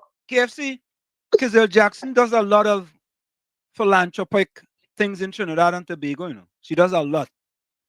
You understand? Yeah, she does a lot. She does do a real lot. All I'm saying is that mixing the politics with the giveaway, it seemed like if it's a little gimmickry. That's all. You know, yeah, and there's only one thing you could do, and you can't live that down, you know. One type of thing, you know, you could make and you can't live it down. So, you know, I would have rather had the giveaway, but not tied to being a member of the All People's Party. You want to know? She gave me right through. They're trying to say she brought me the plan out to vote. No, she should have a membership drive. The All A People's membership Party. drive. Yeah. And then come close to Christmas, she have a giveaway for party members. You know? All right. It would have sung a little bit. It would have just sung better. How much you pay? How much you pay to be a lifetime in the PNM? 5,000. 5,000. Yes, 5,000 to be a lifetime member. So you pay that? Me pay no 5,000. Your mother. Uncle Tommy pay that 5,000? I feel Tommy pay that. Yeah, I pay the 5,000. 5,000 to be a lifetime member? I think it's 5 or 10,000, you know. What? So Gon Joseph pay that money, and Big Joseph pay that money? No. Gon Joseph and them and Patty and them have to be regular members. I feel like I'm the first man with a big body who's body $5,000. So the man was asking who was asking the question. I feel you pay that 10,000. When the cut the wings off, you fly that again. You didn't ask no question? You didn't ask no question? I know, I ain't even ask nothing. But Mr. Washi today, I want to try to call in my boy Fuad and give him a strength. And that man, Bruce Wayne, if you don't care about them, I see taking the answer, man. Me call about 3 times. He answer back. Them call about 3 times. You have once that people are calling to try to mash up Fuad. But Fuad is that young, educated man, you know, to handle this thing, you know, to talk to, young and bright.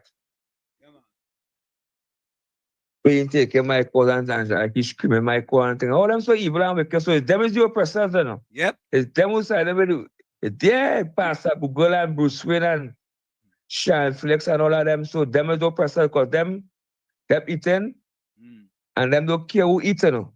Yep. So I don't really care about them, Mr. Worship. Good job, bless no man curse. I locked on listed. I know them. I will call them one by one. The stink and wicked and evil. Yeah, man. Bless. How you going? Yeah.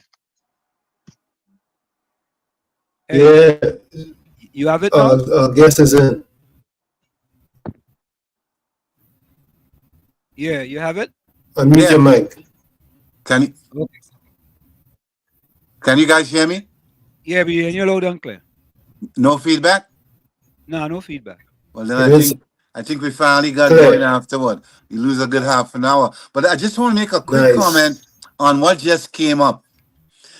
My dad was a founding member of PNM, Derek Williams, one of the initial candidates in 1956 when the PNM fielded their first slate. He later went on to become a city council member in Port of Spain, diplomat, trade unionist, wrote many books. And he raised an issue, even at the general council level in PNM, about political parties not coming under the aegis of the law. His name was John Milton, actually, you could Google him. And these parties are being funded by people, and there's no accounting for where the money is coming from and where the money is going. And that's why we have certain factions within the society, the polity, that fund these parties with nefarious reasons. And that's where the corruption comes in. If we come under the law, like campaign finance laws in here and other countries, people would be prosecuted for doing certain things that are wrong, that are unethical. And parties would not be beholden to some of these financiers when it comes to contracts, etc. So it's time for the whoever is in power to really put some specific laws in place to deal with accounting and accountability and financing and how the money is coming in, how the money is spent, to put limits, things like that. And it's he went to his deathbed dealing with it, and he attacked them all. He attacked Manning on it, and he was a lifetime PNM, by the way. But he really had a big problem with it, you know. And I think therein lies the problem that was just raised with the comment that you just made about the $100 relative to poor people and whatnot, you know. So I just wanted to get my 2 cents in on that. Well, Rob, Mhm. as a political consultant, right? Mhm. Why doesn't the PNM who've been in power for the last 9 years have the testicular fortitude? You know, the Prime Minister says he's just following the recommendation of the SRC, right? There was a constitution committee right, had made recommendations to the government, to the P&M government, right? And they said some of them recommended they ain't following that. We not following that. We want 2-term limits, right? Why they can't change, put on the docket, right? Finance, why they can't put on the docket, right? Dealing about campaign contribution. Well, why they can't 9 years they in power, you know? Why not? well, I'll go all the way back to 1956 and this one man rule kind of stuff where he's so powerful that though he's not a dictator, he becomes the prime minister. Back then, the chief minister, then the prime minister, and he becomes a power unto himself. And he calls the shots, and you would hear things like, well, it's not in our best interest. For example, we have been arguing, a lot of us have been arguing. I mean, I used to be a lecturer in political science for over a quarter century. Many of us have been arguing for proportional representation as a way to deal with the racial logjam that's in Trinidad. But even that, I mean, party on the outside, yeah, good idea. But once they get inside, no, we don't want it. Not in our best interest. So it's self-serving, and it's not really helping the country because here we caught up in Indian versus Negro, and it's so nonsensical because in the middle there you may have the Douglers and you may have what we call the Trinidad whites, you know what I'm talking about, and the Syrians and the Lebanese and the Chinese and whatnot. But for the most part, is East Indian and Afrocentric, right? It's either you're Indocentric or Afrocentric. And a lot of people, I would say, as much as maybe 66% of both races in East Indian and ethnic groups and Afros, at least 2/3 of them, if not 3/4, if not more, they just vote along that racial line.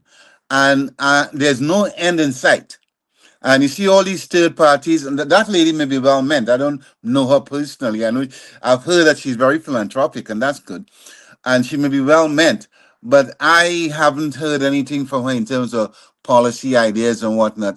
I mean, just harping on the poor and not trying to deal with the problems of capitalism and advancing some ideas towards dealing with how do you rectify this gap between rich and poor all over the world.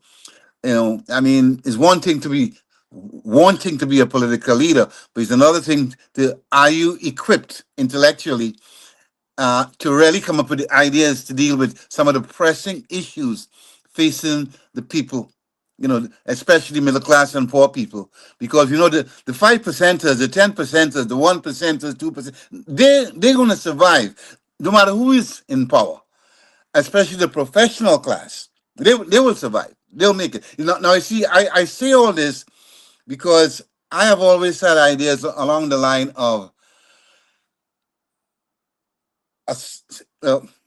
profit, wages, profit, prices, controls to some extent. Not totally, but we could finesse that, I think. And I haven't heard any economist who gets Nobel Peace Prizes and whatnot really try to tackle it. Now, Che Guevara said something one day. And I know Che Guevara, he's a radical. And they call me radical. So what? I've been living with that.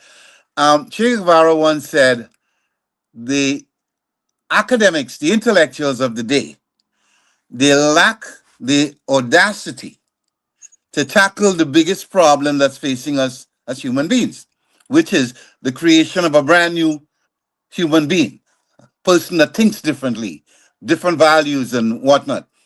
And he also said that it's probably because whatever they come up with would be contaminated by what's there today.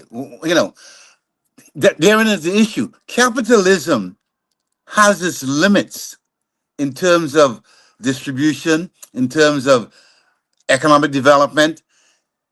And it's time to address the question of 3 or 4 or 5 people having billions and billions and billions and billions that they couldn't even spend if they have 1,000 lifetimes at $1 million a day. And some people had to crunch through garbage to get a meal. So there are some real issues that's coming down the turnpike for any person who is wanting to become a political leader in any country. And somehow we are at a funny kind of place where I don't hear intellectuals tackling these issues politically as they should and coming up with solutions or coming up with ideas. And I'm not even talking, I don't even want to go into the environmental issues and climate change and all that. That's a whole other issue. I'm just talking about economics and distribution. So this lady, well meant, talking about the poor, and that's good, and she's compassionate, I'm sure. But it's more than just having that feeling, whether you feel good and you want to be a politician or a prime minister or a political leader or even advance yourself seeking public office. Unfortunately, most people who seek public office now, they're just about self-aggrandizement or self-enrichment. And, we've got to change how we're thinking. We really have to. Hold that thought right here. We got to go for a quick break. All right. Okay, thank you. Folks, it's in the village. Yeah, for top of the hour. Professor Wall Street and you and political consultant Rock Hackshaw, who's here with us tonight. We're going to go for a quick station identification. We'll be right back. Stick and stay. Don't go nowhere. You're listening to WZYE 95.9 FM. You are listening to WZYE LP 95.9 FM, the most influential name in Caribbean radio in the tri-state area. Broadcasting from East Orange, New Jersey, the most influential name in Caribbean radio, WZYE 95.9 FM. We are back with you. It's in the village with Uncle Tommy, Professor Wall Street, and you, as well as political consultant Rock Hackshaw on WZYE 95.9 FM. We come to you every Monday, Tuesday, and Thursday from 7 to 10 p.m. That's Monday, Tuesday, and Thursday from 7 to 10 p.m. Don't forget, folks, share the live. WZYE 95.9 FM on Facebook and X, WZYE TV on YouTube. And you can reach us here at 973-868-1444. That's 973-868-1444. Also on 973-609-6509, 973-609-6509. Talk, text, and voice notes are welcome also. If you have a question for Rock, you can reach us here at 973-868-1444. So Rock, as a political consultant, right? If you had to give the current government 3 ideas, what ideas would you give to the government? Okay, but before I do that, I just want to know, were you hearing me all right and everything was fine? Yeah. I mean, okay, good. To be honest with you, and to be, for just trying to clear the air, I am a member of the PNM. As much as I live out here, I've been doing a lot of things over the years with the party in terms of helping them running for office and over years, raising funds, doing fundraisers, going down to a lot of things we've done. Rock, I didn't know you was a member of the PNM. My father was one of the founding members, brother. PNM is in my blood. PNM was thrust upon me in my cradle, but I am not PNM until I dead. I refuse to take that place. Are you a lifetime member? No. No. I just paid up my dues for 2 years earlier this year when I was down there. But no, I'm not. Let me ask you a question. I have said that this PNM government is evil and wicked. And the reason why I've said that is because they have 26% of black people living below the poverty line. Under the last Prime Minister, Mrs. Kamala Prasad, it went from 19.8% to 17.3%. Last year, 65% of the people that was murdered looked like you and I. Last year, under the SCA scores, most of the kids scoring under 50% look like you and I. Right? And I could go on and on and on. You really think this government doing a good job for the people of Trinidad and Tobago? No, I'll have to say no. And that's being objective. But you see, I don't like to throw wrong words like evil and wicked. I mean, a lot of people, as I said before, a lot of people really went in there for reasons other than altruism. You know, um, a lot of people went in there, as I said, self-aggrandizement, self-enrichment, the trappings, the social trappings, etc. I mean, the question is, how do we screen people for leadership or for these positions of importance?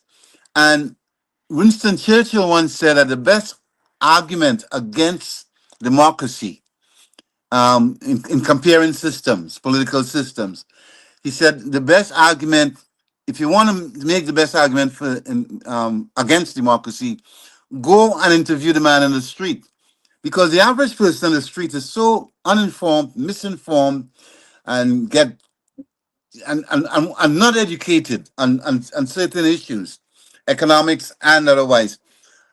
And they have to vote, and they do vote, and they vote emotionally, racially, they vote for all kind of reasons, except for reasons that would help the population in mass, not just on an individual level. So in economics, we talk about the invisible hand, where you're going to make economic decisions based on what would be beneficial to you in the long run. That's economics. And in politics, they are figuring you would make decisions that will be beneficial to you in the long run, or beneficial to your brothers, your sisters, the village, the whatnot. All right. But that doesn't seem to really work out, because, I mean, take the last election in the USA. You had people who were voting for somebody who wants to come in and eradicate the Affordable Care Act. And when you say to them, well, do you know the Affordable Care Act is Obamacare? They would say, I don't know that. And do you know that's what you are on right now? And that's beneficial for you because of your economic status? I didn't know that. Because the level of misinformation, disinformation, ignorance, and you said it earlier on, if you talk about the cost of education and the cost of not being educated, I mean, it's worse, you know. So we are at a place, we are at a juncture in human history where we got to move from superficial things. Long ago, it was roti and ram politics. Nowadays, the issues are real, because the gap between rich and poor is widening, really, seriously. And then not only that, we have, well, forget all the threats of war, nuclear war, all that. I'm not even going there. And then the climate threats. But there are a lot of people are being displaced in the workplace because of automation and technology. And you know, there are a lot of things happening right now, Anselm. And if you want to bring it back to PNM and how they have done over the last 10 years, 9 years, whatever, I think it's 9 to be enough in power. And you have to give them a grade, you're probably gonna say C minus or D. F minus. F minus. Well, the reason I'll objectively say no, because there are always people in the polity that would have benefited from the PNM government. No, I could tell you. Not in a majority, of course, but you know. I could tell you why I give them a F minus. Never in the history of Trinidad and Tobago have we had a forex problem like we have now. Never. There are so many nevers we can talk about. Never in the history of Trinidad and Tobago, right? We have had, under this administration, the second and third highest amount of murders in the history of Trinidad and Tobago. And we don't know what this year going to tell. There are so many nevers that we could go on and on and on. Well, let me address those two. The forex problem comes because we haven't floated the dollar. So that's one. The other problem that you're talking about with crime, I was in a meeting with the mayor of New York last Thursday before last, and a Trinidad group went to him, and he was there with all his, people, commissioners, whatever, big meeting, about maybe 40, 50 people in attendance. And a lot of people from Trinidad were asking for this, asking for that. They want place to play the pan, they want place for museum, something with the parkway, something with the steel band, something with Juve, And I came up with this. I said to him, I said, Mr. Mayor, and he's a good friend. I go back with him since the 80s. I said, way back in 1994, around there, Bill Clinton signed 2 pieces of legislation that was supposed to be anti-terrorism legislation. But they turned out to be anti-immigration legislation because they were responding to the attempt by some terrorists to blow up the World Trade Center the first time. And then, of course, it succeeded 10 years later. And in passing that anti-terrorism bill, he attacked immigration to the point where they were deporting people, as we say in Trinidad, lamblash, or as they say up here, willy-nilly. You jump the turnstile, next thing you know, you might be back home. You have a little problem with the law, next thing you're home. So they were sending people back to the islands who had no connection to the islands. They might have been they have left there when they were kids, their parents brought them up, whatever. And of course, the impact it had on crime can be traced right back to those 2 pieces of legislation Clinton signed. The only country in the world that saw what was coming down the turnpike was Argentina. Argentina provided healthcare, mental health care, housing, job training, all these things to reassimilate these returnees, these deportees back into society. All over the world, islands, Africa, wherever. Returnees that were deported between 1994 to 2024, and you could trace the 30 years, and you could see where the crime has spiked. So I have said to him, Mr. Mayo, given what Donald Trump is angling to do, if he goes through with it, and I think he's going to try to anyway, a lot of people will be having to be deported and will be returning home. And if you're returning home and you come to Trinidad and know Trinidad is, boy, you went to America, you didn't do nothing, you think it's ostracism, etc. And there's no safety nets for them. They're going to end up in the underworld in crime, and crime is going to spike even further. So I'm saying, can you get the Mellon Foundation or the Rockefeller Foundation to help us set up a program or some programs in Trinidad can absorb these returnees, and maybe the government could pick up the program later when they see its success, because you're going to have a tremendous impact on crime coming down the pike if Donald Trump proceeds with what he's proceeding. So those are I'll address the 2 points you were making there. But again, look, politics, as you know, all right? You're a professor too. Politics is about ideas. Politics is about creativity. Politics is about knowledge. We didn't get here to being lecturers or university lecturers or professors by fluke. It's hard work and years of studying. I mean, I tell a lot of my friends who I went to QRC with, I say, all you guys see me as same old Bobby Ice who was miserable in school and totally messed up. All right? Because I only left school with 4 passes, and I ended up with 6 in the end. And I came here and I got accepted. I heard you talking about Ivy League school. I got accepted to Columbia University because of my academics. And I went from there, graduated from there. I went and I did my master's in Fordham. Then I did economics in Hunter College. I did postgraduate work in education in Brooklyn College. So it took me, it's a long journey to get to where I ended up lecturing about 7 universities over the last quarter century. So I just didn't get here. But politics is about ideas. And politics is about solving things for people, solving problems. And if the problem comes up, I used to teach public policy, and if the problem comes into the arena, and it may start locally but end up regionally or nationally or statewide, citywide, whatever, the leaders have to find solutions.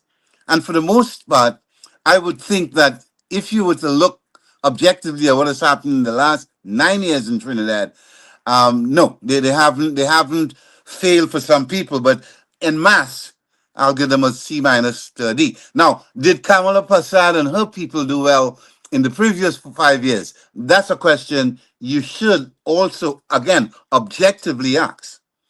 And then you could compare them and whatnot, I am not, just want to let you know, I want to clarify something. I am not PNM until I'm dead. I don't believe in that. I don't believe if a party has outlived their usefulness, time to replace them. Period. Hold on, let's take this call. Hold on. Mr. Florida, welcome. Mr. Florida. Hello? Hey, You have a good evening, Mr. Hanson. Good evening, Mr. Tommy. Good evening to your guest, Mr. Rock. Thank you very Happy much. to have you on the show, and I enjoying your knowledge that you have. So I have one question for you. Do you think, and I don't want you to be political, I just want you to think as not PNM or UNC, but I want to answer this question. Do you think that the PNM party, the structure, and the people behind who's not MPs and the Prime Minister have the knowledge to take Trinidad forward? Because you could see in after 9 years, going in 10 years, no diversity, the economy is failing. Do you think that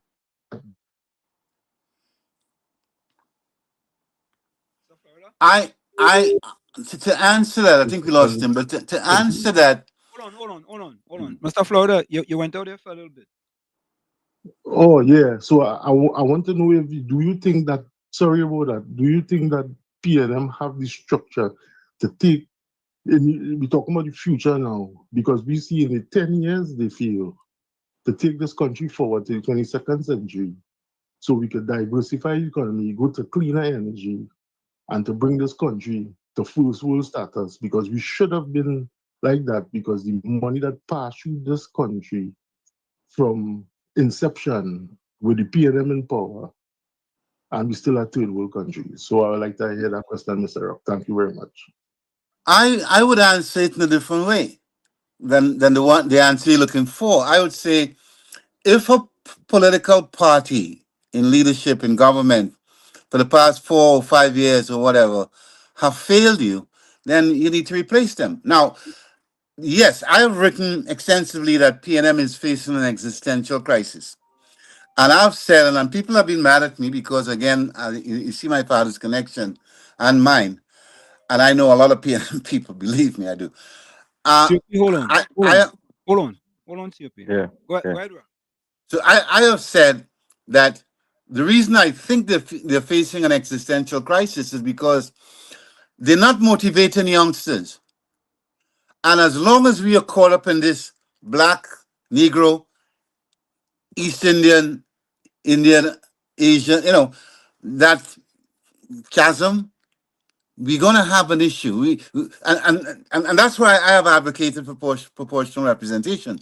Let every political party come into the arena with their ideas, and based on the percentage you get, you'll get a certain amount of seats in the legislature and things like that. So it's a whole different system. Now, if you're going to ask me that whether there are people in PNM who are PNM members who are not educated enough to really face the challenges, I would say you're wrong. There are people like that. Now, are they coming to the front? Are they emerging?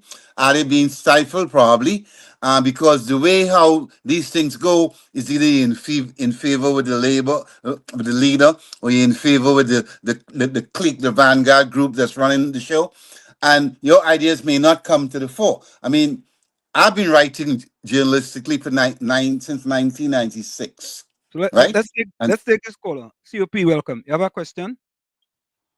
Good night to you, Uncle Tony. And good night to Wall Street. Good night to the pleasant guests over there. Thank you. Uncle Tony, you actually pay $5,000 to be a member of the PNM? No. This is untrue. That was just in jest. That's totally untrue. That is 14 CPAP worker salary for the fortnight. 14. What's your question? Yeah. What's your question? Yeah. Woo. No political party can get that kind of money from me. But I wanna take a guess there. As a young citizen of this country, when I look at the People's National Movement, and when I hear you say he's a member of the Till You Die, I say, I'll give that guy a break. But the elders and them, he's not a member till he did. The 50s, 60s, 70s, 80s, 90s, up to now, the People's National Movement in not an organization like the People's Partnership or the UNC. The UNC have some years there, but the PNM, they from independence from 1956, serve at least 62. 13 general election and serve for 35 years. And yet still, every constituency that loyal to the PNM and stay with the PNM from 1956, the communities that say, my mother is a PNM, my father is a PNM, I'm going to die a PNM. As a citizen of this country, I see those communities are the most dilapidated community. They are the most challenged community. They lack community facilities, schools, community center, health centers, learning centers. You see the most amount of drugs and gangs, and people had constitutional responsibility to enhance those communities. And because of the elders in those communities and them keep a blind eye to the things that matter to develop the community, that is why those communities like that. They support the People's National Movement, help fix mostly all the Hindu temples in this country. They fund them. All the Muslim places in this country, PNM fund all religious organizations. Today, the Chinese successful, the Syrian successful, the East Indian successful, and knowing that the People's National Movement represent mostly the African community in Trinidad and Tobago. Why does the African community still stick to the People's National Movement? I say People's National Movement make the East Indian community multi-millionaires by giving them the opportunity. If given the opportunity in life, success does come. The denial of opportunity does end up like Sealot, Beatum, and the PNM areas, and that is the denial of opportunity. And the elders not taking responsibility, blind eye to the things that matters in life. How it is the African community can love the People's National Movement so much that they don't, not even looking for development in the community. All right, them answer. And why? Thank you, Wall Street. Well, look, as I said before, I think PNM is facing an existential crisis because they're not motivating the youths. And you've got to attract new membership and new blood. And if you don't do that, you're going to be in trouble down the road eventually. Now, PNM has been around since 1955. And let's say from 56 to 2024, PNM has been in power for what? 3/4 of the time? So whatever we have devolved into as a country, and I say that devolving into economically, politically, socially, culturally, whatnot. And PNM has to take record of the responsibility. That's where I come from. You know what I mean? And I look at it from objective. Somebody asked a question in the chat. Do I think the country is better off now than in between 2010 and 2015? I have been living abroad. I try to stay in touch as much as I could and read the papers every day, things like that, fine. And I would say this, crime-wise, the answer would be blatantly no. It's not better in terms of the crime and people living. I mean, I believe a lot of the people in Trinidad are suffering from post-traumatic stress disorder because of what they're dealing with in terms of crime. But if you go to Trinidad, and if you haven't been in Trinidad, like let's say I first came away in 73, and I've come back over the years. The economic development in Trinidad is phenomenal, you know. I mean, Rock. You ever went up? You ever went up Lavanto? Let me come to that. No, but because here we are just says the economic development is phenomenal. There is no way, Rock. But there's a disparity. I talked about that before, Anselm. I talked about the disparity. Wait, no, but listen. No, wait a minute. I'll let you speak. You just said phenomenal with economical. Rock, give me one socioeconomic statistic in the last 9 years where black people are at the top of the ladder. One. Yeah, but you see, first of all, I don't want to get bogged down in race because that's been one of our big problems in the country is this whole racial divide. I'm talking. When I say economic development, I'm looking at the number of businesses, the number of vehicles. You said economic and phenomenal. Just based. Going to Mova, going to Beatum, going to Lavender West. Now you're getting into stratification. You're getting into stratification. I already addressed that, Anselm. I talked about distribution. I talked about distribution. The problem is distribution. Agree. I got you. You're right. Rock, let me give you an example. Tommy, let's talk about Newark, New Jersey. When I came to this country in 1977, and I went to Seton Hall University in 1978, Newark, hardly anybody want to live in Newark. 78, hardly anybody want to live in Newark. Tommy could. I went to school in Newark. Tommy? I went to school. I went to Essex and I went to Rutgers. I didn't know. There we go. Listen, at Seton Hall, they used to tell us, when you come out the front gate, don't go to your right. Because when you go to your right, you're going to Newark. My first house, Rock, was in Newark, New Jersey. Right? And don't forget Bed-Stuy, Dead Bed-Stuy, where you could have bought a brownstone for $50,000. No, Rock, you can't buy a brownstone in Dead Bed-Stuy for under $1 million. And Newark, boy, people move.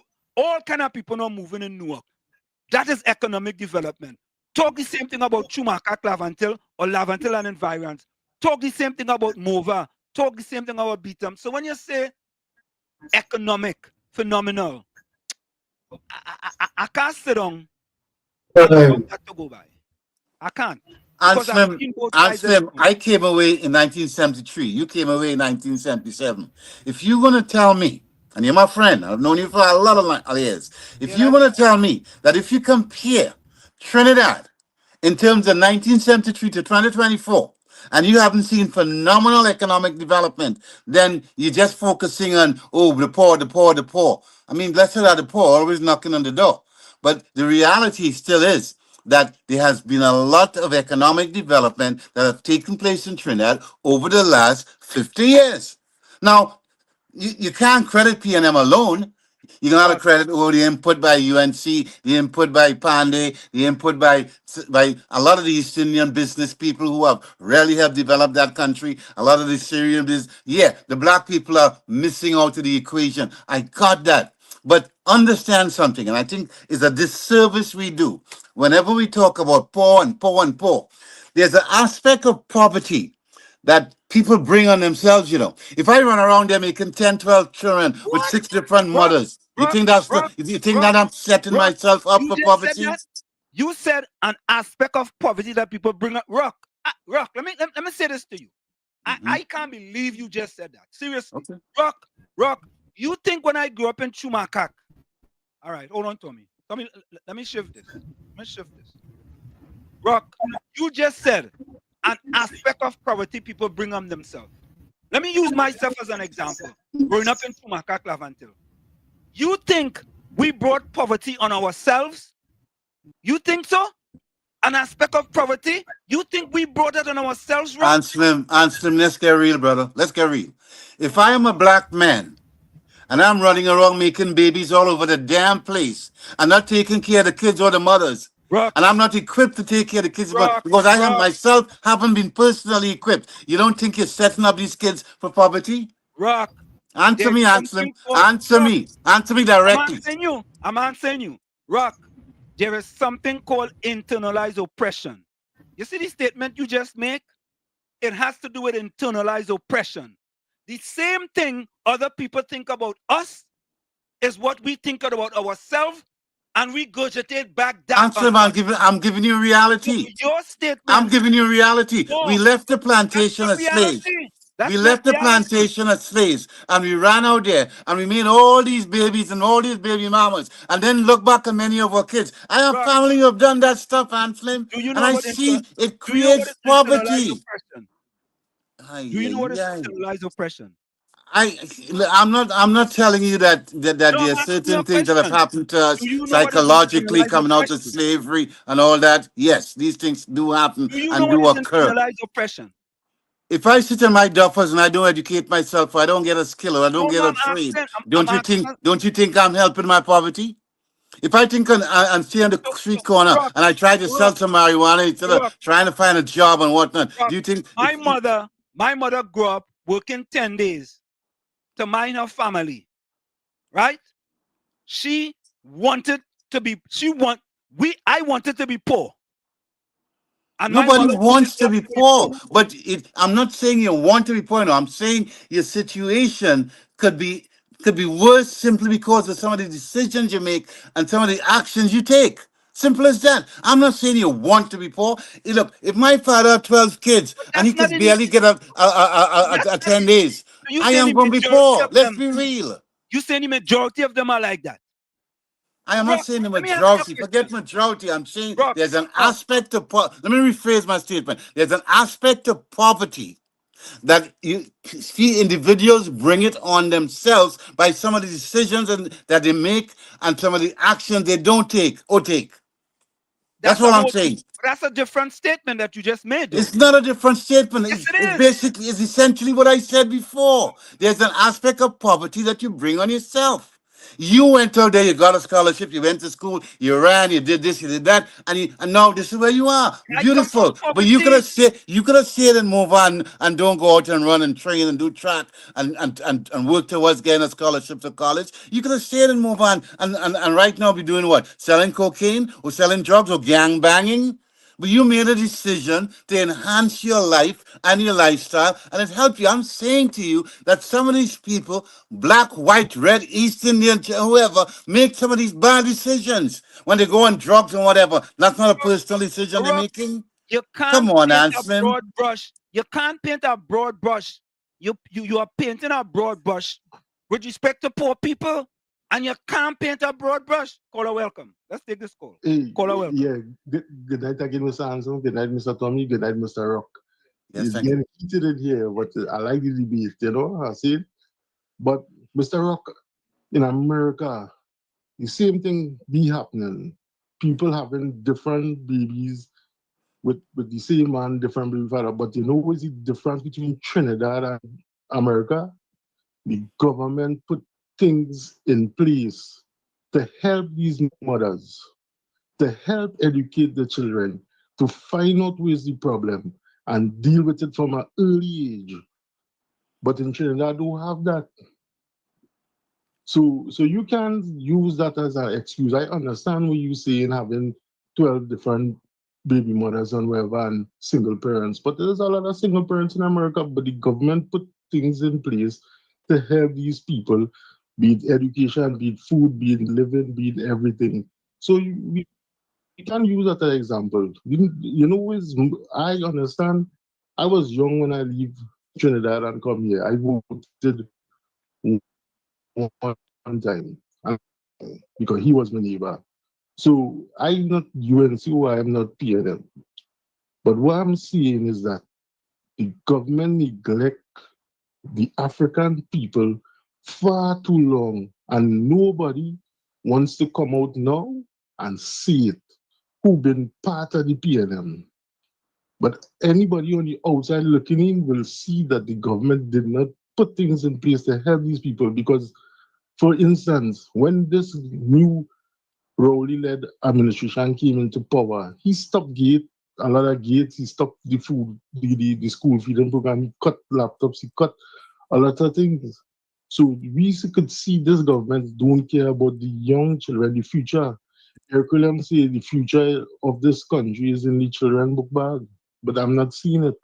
So I look on this thing there, I like the debate. Thank you. Let me answer you, my brother. You bring up the United States. And yes, there are a lot of safety nets, there are a lot of cushions, there are a lot of programs that could help people develop intellectually. But guess what? Caller, hold on. Do you know half of the people in the United States can't read at grade level? In other words, okay, take the president of the United States who is coming in, Trump. Trump at best reads and is intellectually developed of maybe a junior high school student. He's ever sent you to the dictionary? He's ever come up with some policy prescription that really said, wow, that blows me away. Let me go do some research on it. Listen to how he speaks. But most of his followers, go to YouTube and look at his followers being interviewed outside some of his ignorant, uneducated, can't be rational, can't think, can't analyze. All right? Now, America is the greatest economy in the world. Even after COVID, they have shown you that. The Economist magazine just wrote an article saying, wow, that was a soft landing post-COVID.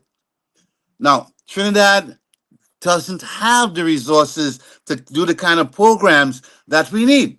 So now it becomes the individual's responsibility to look, I'm going to craft my life and how I want my life and my kids or my future kids to be, my wife, whatnot, and how I'm going to move. So I'm not going to move willy-nilly running all over the place and just dropping my seed all over the place and leaving these kids out there and hoping that the government will take care of them. That's irresponsible. And black people in Trinidad, and I'm a black man, I'm black like hell. Okay? Trust me. But I would say this much. We depend too much on the damn government. All right, let's take this call. Caller, welcome. What's your question for us? Hi, good evening, Mr. Rock. Yes, I am not asking you to go to the head of the class. I'm asking you, please, take the chalk, take the duster, take the ruler, take the book, and take the class. Because you see what you are saying there? There are some persons who are here in Trinidad saying that plus. But guess what? They are called PNM. They are called sufferers, internal, all kind of tuishness they're calling them.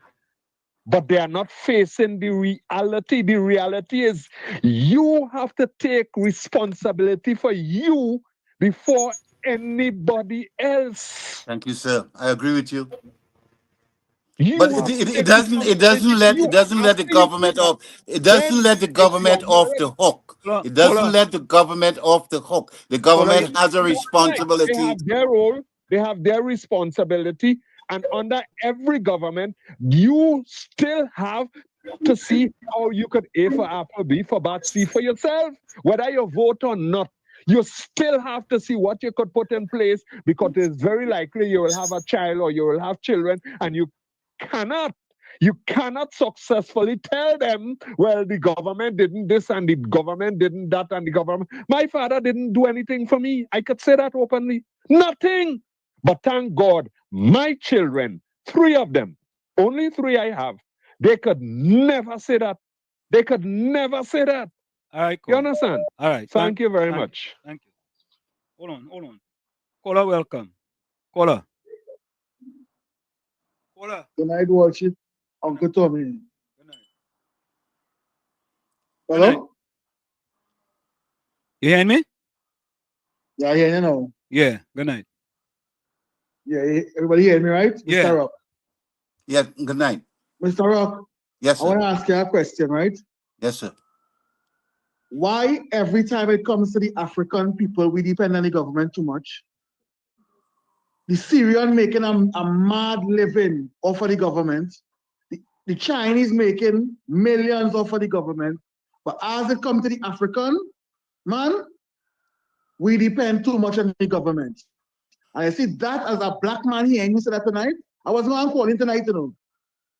Because I hate to hear our African people talking about that. The government don't depend too much on us when it's time for voting. All right, but let me qualify something, because I want you to take the whole picture. Take the whole. Hold on. Let him finish. Mr. Rock just spoke whole night. Let Go me ahead, finish go my ahead, go ahead. contribution, and you can respond to my contribution. Okay, sir. Right? You said we brought poverty onto ourselves. I'm a young businessman from over. You're not listening to that. That's not what I said. Could I speak, please? What should I go? But do not quote me and quote me wrong. I didn't say bring. I said there's an aspect to poverty that each individual brings on themselves. There's not. I mean, there's a role. For example, you talk about black people. Black people are not getting the kind of loans they would get to open businesses and do different things that as they should. Black people are not getting the kind of opportunities to have contracts and stuff as they should. It's so many things that they are being locked out of because the government is not making an aggressive attempt to really kind of ameliorate or deal with the situation of the differences on the races in terms of the opportunities they get. Rock, hold on. 1 minute. Go ahead, KFC. Mr. Rock campaigning quite already. Mr. Rock campaigning quite already. I am not campaigning for anything, sir. You're that PRM. You have a question for him? Ask him the question. Yeah, but I doesn't like that, you know. When people talk about black people always dependent on the government. I'm over the friend I say the East Indian benefiting for the government. The Chinese, the 1%, everybody be for the government. Look, I come up to the Pre-Simon school there. This Pre-Simon, the building break down, they teach the classes and all them kind of thing in there. The whole East was screwed up, break down and lapidated, and there's that PNM stronghold. Look how everybody here is only condoms going up, warehouse buildings and all kind of thing. And majority of the black person is East Indian and the 1% and them. Them benefiting from the PNM, so tell me, really, where I go, man? I can't take that. Yeah, all right, yeah. You know, Rock. Yes, sir. Think about this, right, Rock?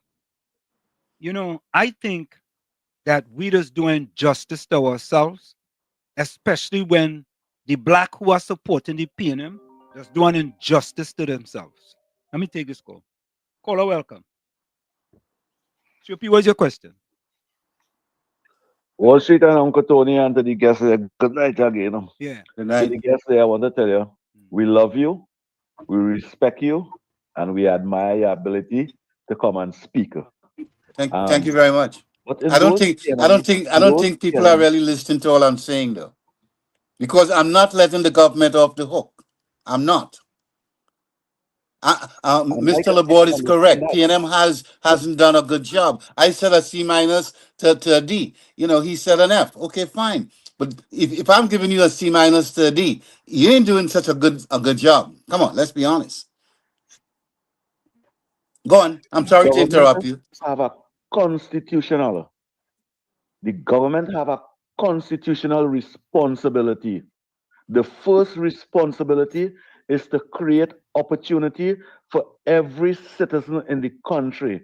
Agreed. And in the African community, because you just said the men and them making churn here and churn there, is they could do whatever they want. They can make how much churn they want.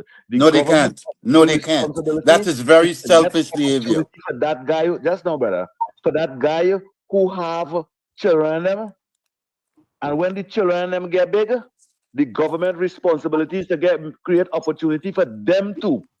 But even though the guys and them from those community, if the young girls and them had to go outside and look for a little worker, they had to change their address. And the government responsibility, they're seeing that happening for years and they're not fixing it. What is the responsibility of the MP in that area, in those areas of them? To bring sanity, equality, and a better life in those communities. That is the MP responsibility.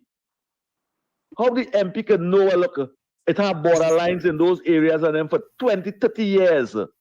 And the mothers and fathers keep a blind eye towards it. The MP keep a blind eye towards it. And we still making excuse when elders keep a blind eye towards it. Those things sad. For young people to be hearing them things today, brother, it's sad to hear. Thank you. All right.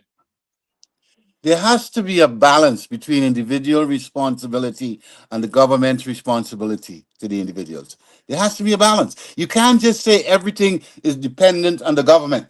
that they're going to fix all the problems. They can't. Trust me, they can't. Most times they don't have all the resources to do that. Now, coming back to Are we something the open? brother Are we brought up, here? some of the black people in the country are not getting the kind of Well, support these from problems here. institutions like credit unions, banks, whatnot, that they should be getting that would help them move forward and develop themselves economically and whatnot. So that is the real problem that the government should address. I'm not saying no.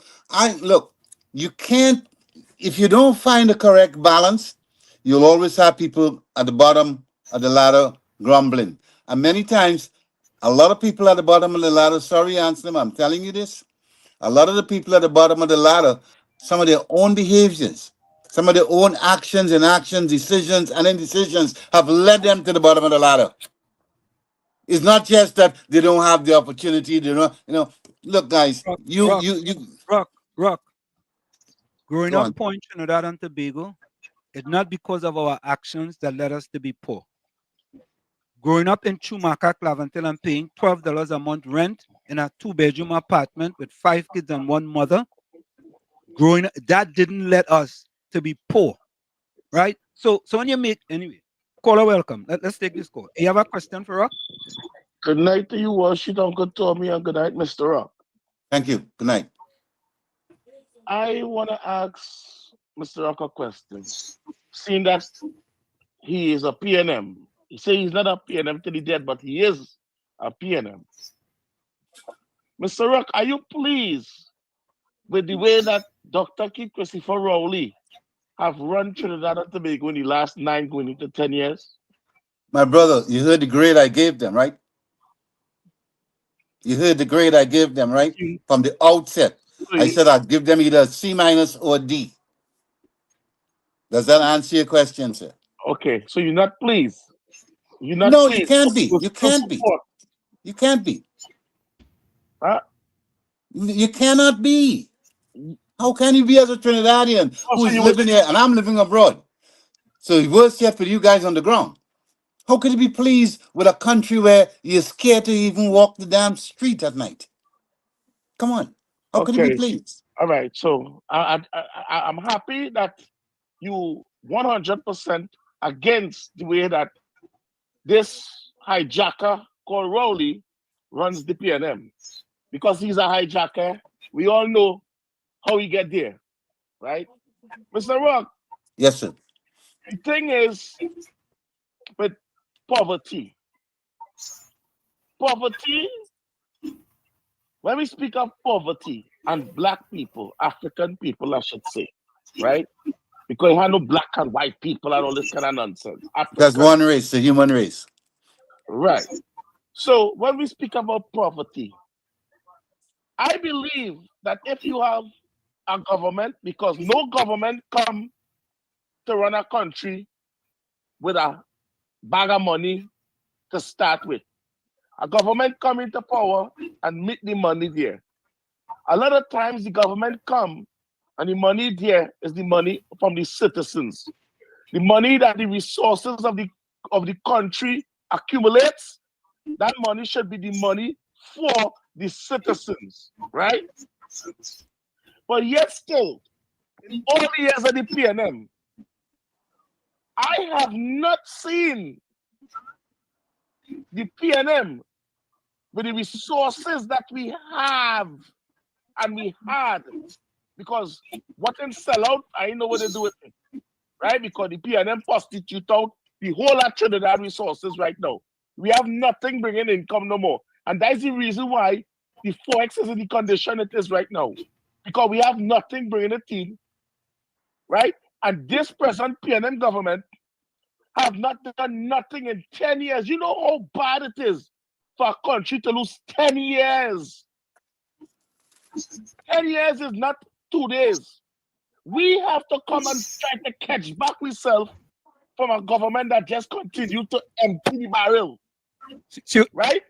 Brooklyn, what is the question? Brooklyn, for sake of time, what is the question for us? Just for sake of time, because we only have about 10 more minutes. For sake of time. Yeah. What's the question? So I just want to tell I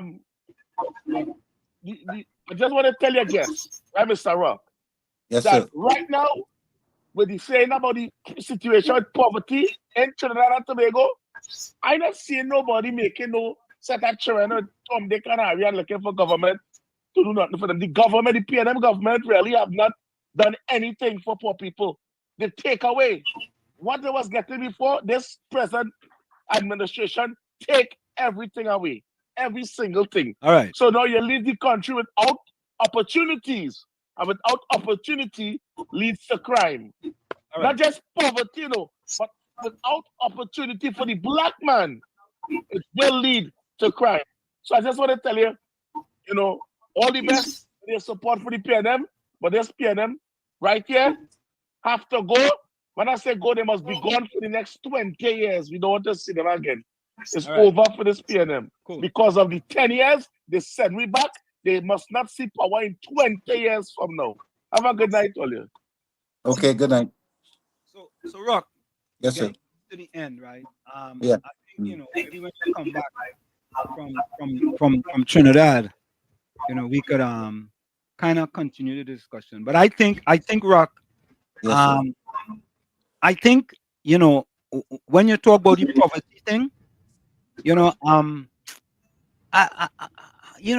I understand. I understand poverty. I understand poverty. And poverty is not a thing that people put themselves in poverty. There are things happen that make people go into poverty. It's like growing up in Chumaka, Clavantil, and living in poverty wasn't something that we wanted to be in poverty. It's like Karina Sheva's song says, poverty is no excuse for crime. That is so untrue. If you see several studies that have been done tells you that poverty and crime go hand in hand. It goes hand in hand. So the reason why I'm so passionate about poverty is because I come out of poverty. You understand? I came out of poverty, and it's not because we wanted to be in poverty. And you could say the same thing for my mother. Why did she have 5 children and she could only afford a $12 a month apartment? Could say the same thing for my mother. As a matter of fact, not 5, 7 children. You could have said the same thing, right? Why she have 7 children and she knows she poor? She living in a $12 a month apartment. So to me, them type of statement, it's sort of stereotypical, man. And the same thing what they think I would say get away from the emotion. And ask yourself this question. Get away from the emotion. Ask yourself this question. Emotion. If I only make $100 a week and I go in the rum shop and I spend $50 in rum to feed the boys, is that a good decision to make? Rock, did you grow up poor? Of course we all grew up poor. Come on, stop it. Wait. No, Rock. No. I was born in Point Fortin. No. I grew up in Belmont, Gonzales. Gonzales, Belmont. You think that's a rich place? Tommy. Come on, man. Tommy, can you hear me? Tommy. Answer this. If I get $100 a week on my job, and I take $50 on a Friday, and I go in the round shop and I set up the boys and whatnot, and then Saturday I go on an ice cream and whatever. You think I am making good decisions in terms of futuristically if I want to maybe have my own apartment or have my own house or have a car? Or, you think I'm making good decisions? I'm asking you. I'm putting questions straight to you. Just give me an answer. Don't evade it. That doesn't mean to say if you go and drink in the rum shop every Friday, you can't be successful. Every Friday you're going to drink in the rum shop. If I'm making $100 and I decide to have 6 kids answer, you think that's a good decision? Yes. I know it hits home. I know it hits home, and you guys are gonna go into this religious place about God said to multiply and all that stuff. Hold on a minute. Caller, welcome. Caller. Yeah. Hello, good night. Wall Street. Good night. I guess Mr. Rock. Hi.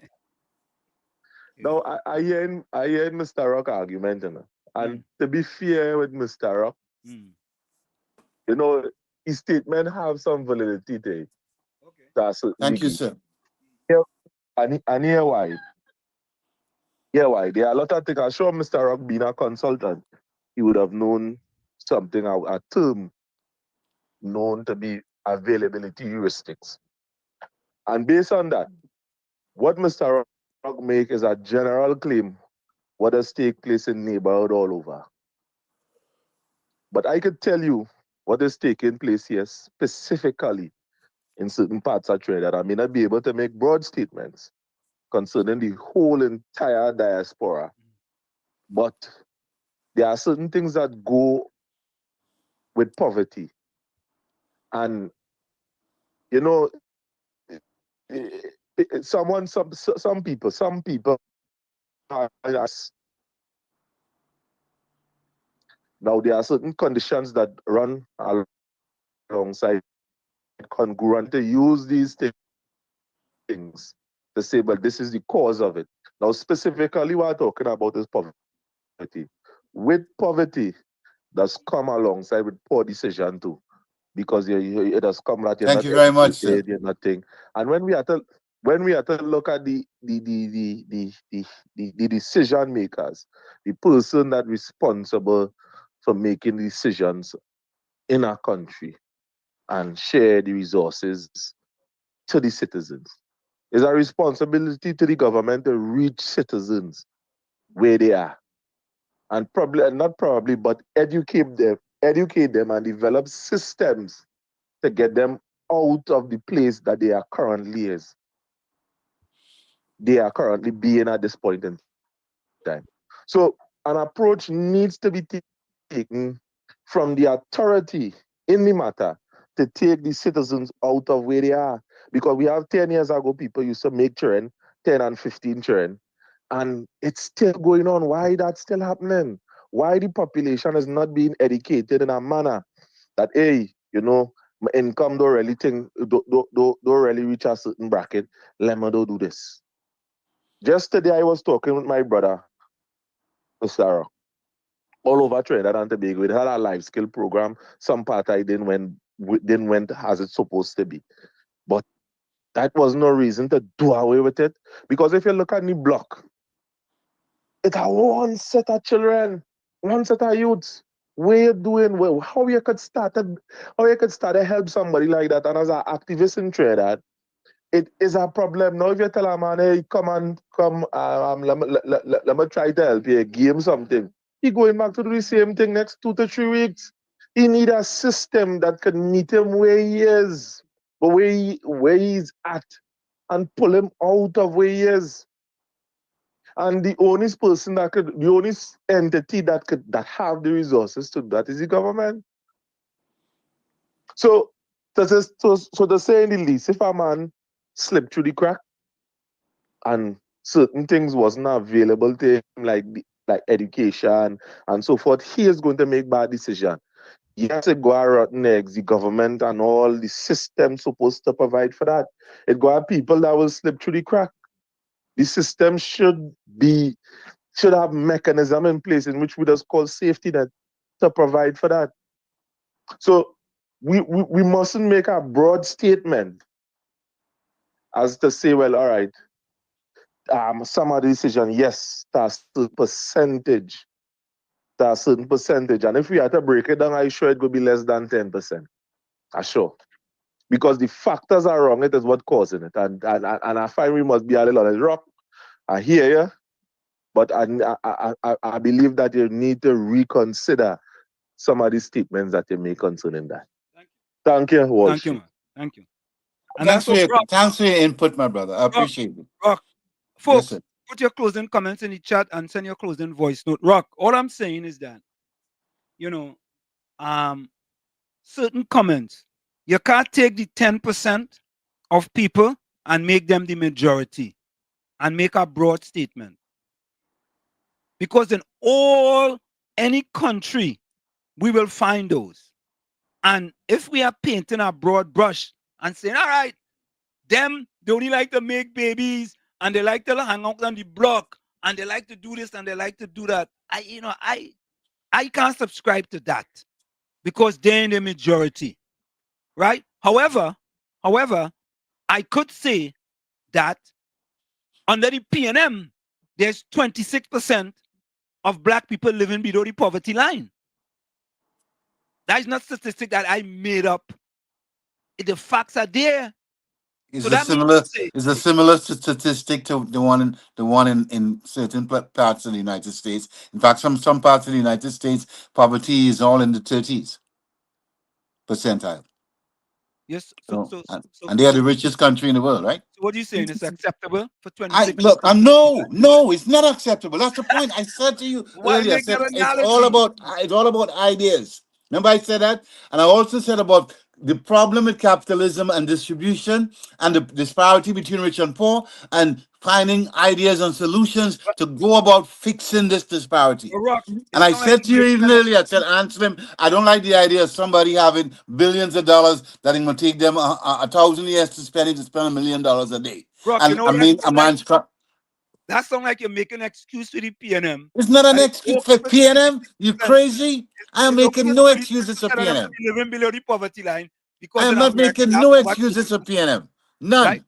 It's up to the voters. I said to you on the program when I started, I said the problem you have in Trinidad starts with this deadlock, this racial traffic jam between East Indians and Afros, Douglas in the middle, and maybe the Chinese, French Creole, and whatnot. Right here. You gotta go for the break. Let's go for the break. We'll be right back. Stick and stay. You're listening to WZYE 95.9 FM. You are listening to WZYE 95.9 FM, the most influential name in Caribbean radio in the tri-state area. Broadcasting from East Orange, New Jersey, the most influential name in Caribbean radio, WZYE 95.9 FM. We are back with you. It's In the Village with Uncle Tommy, Professor Wall Street, our political consultant, Rock, and you on WZYE 95.9 FM. We come to you every Monday, Tuesday, and Thursday from 7 to 10 p.m. That's every Monday. Rock. Yeah. Somebody say, Rock, you're sounding communist. Okay, I mean, fine, no problem. I mean, I am not a communist. I don't subscribe to communism. I believe there should be a hybrid between socialism and capitalism. I believe the problem with capitalism, the problem with socialism is the fact that the incentives are not as good as in capitalism for the individuals to develop further. And the problem with capitalism is that you don't have a safety net because capitalism throws up a lot of casualties. I mean, let's face it, you're living in the richest country in the world, Anselm, America, and guess what? You have all this drug use and drug abuse and all these mad people running around the place. What's going on? Tell me what's happening. You know? So Rock, Capitan said, Anselm, we the Indians did not get any preferential treatment. Rock, Trinidad is not developed. Take off your red glasses. Well, if you want to say Trinidad is not developed, I'd say travel the rest of the Caribbean. Travel some places in Latin America, and then you would tell me. Look at our GNP. Look at the numbers that you use, the economic indicators in Trinidad compared to other countries. So people could say, "Oh, yeah, I'm this, I'm talking left." I mean, let's be academic about this thing. Rock, if you also look at the billions of dollars that have gone through Trinidad and Tobago, and therein lies the problem. You need legal reform. And compare it to other countries who don't have the natural resources of oil and gas like Trinidad have, it's no comparison. None. You need legal reform, Anselm. You talk about poor people. You love to talk about poor people. How about if I tell you a poor man gets arrested for something he may or may not have done, and he goes to the remand yard and he can't do the bail, and sometimes it takes him years before his case is called? I mean, in the Quran it says justice must be swift and certain. All right? How could justice be swift and certain if you leave somebody in the remand yard for years? You're breeding another criminal. So there are so many things that we need to do in Trinidad. Start right there. Corruption, bribery, people thieving money, and nobody goes to jail for it. All right? I mean, my brother, look, don't start me. You want to talk communism? Communism is not the system I subscribe to. Okay? It's not. But a hybrid between socialism and capitalism and democracy in the mix, fine. We could work something. It's all about new ideas, fresh ideas. It's not about the same old, and figuring that's the only thing that's going to work. So, Rock, listen up, right? What we have to do, we have to continue this discussion, I mean, at some other point in time, because I know you're going to do some consulting work in Trinidad. No, I'm not. No, I'm not. I have never made a single dollar out of Trinidad in terms of political consulting. Never. I've given money to PNM. I've given money to individual candidates and stuff. I've given brain power. I've given expertise. Rock, So when you go to Trinidad, you ain't go do a little consulting with PNM when you go no, down there? sir. No, sir. I would speak to 1 or 2 PNM people, yes, but I do no consulting with PNM. No, I've never been a PNM consultant.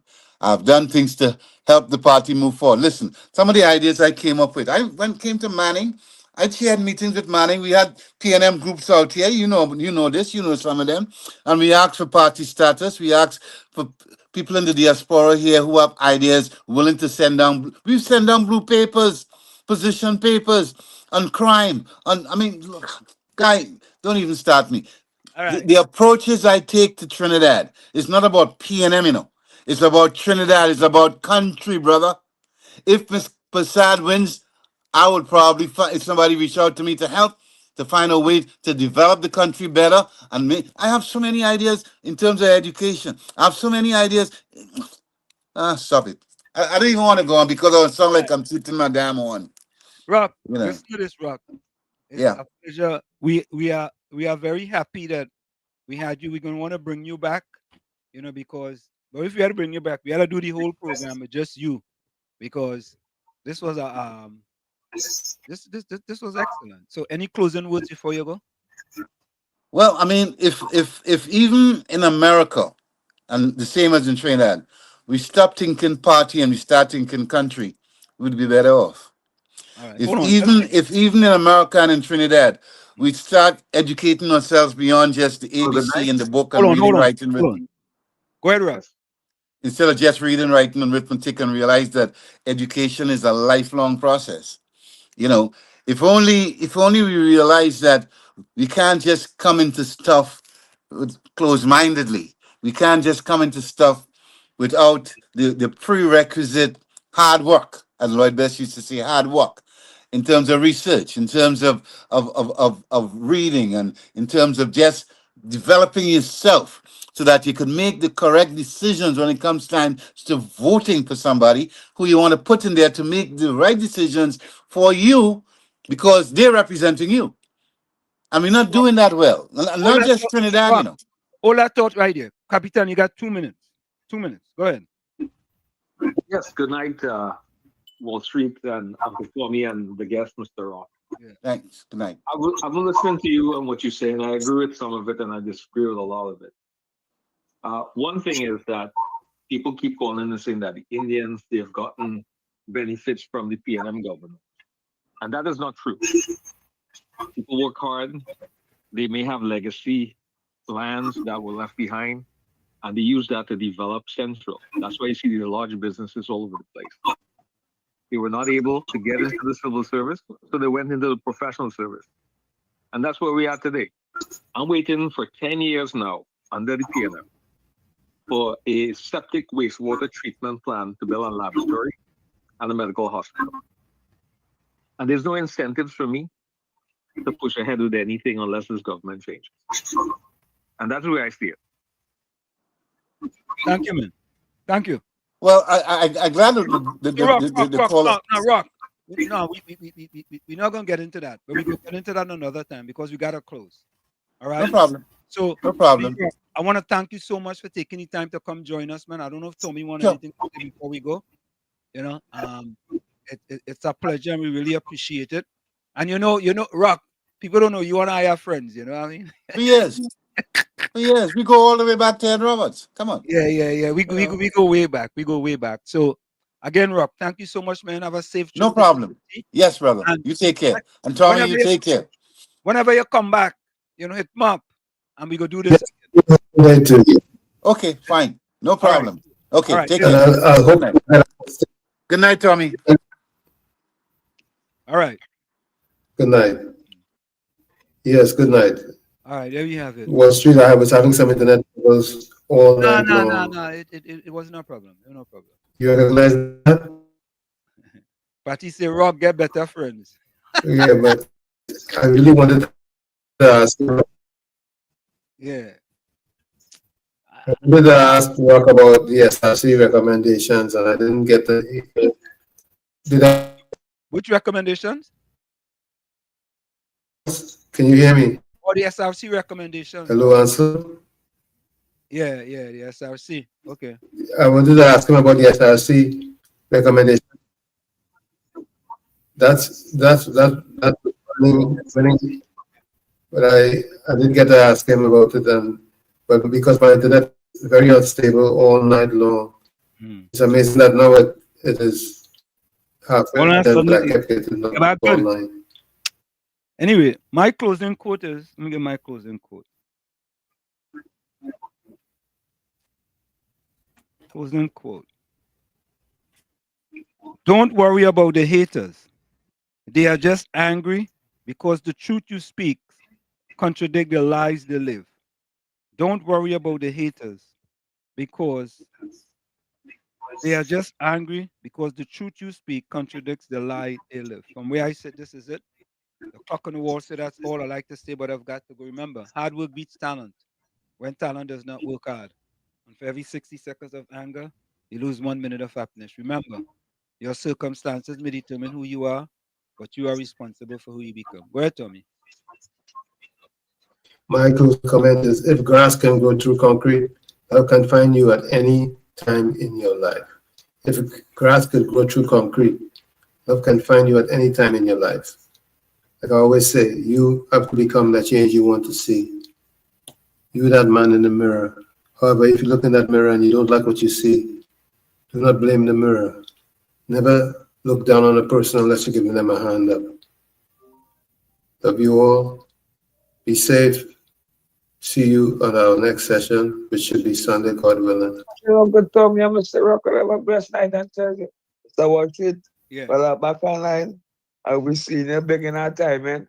Yeah, man. But Mr. Watch it, your partner? I'm a friend. Hey, friend, man. I mean, you have some good PNM friend too, but you walk away. But Mr. Rock seeing things different. He's a consultant. He's a consultant. Yeah, he's a political consultant. Hello? Yeah, he's a political consultant. For the PNM? Well, I mean, he's saying doing none now, but you know. So watch it. Yeah. We want to start with meet again. Yeah, man. Bless. Have a blessed night. Cool. Let me see what this is here.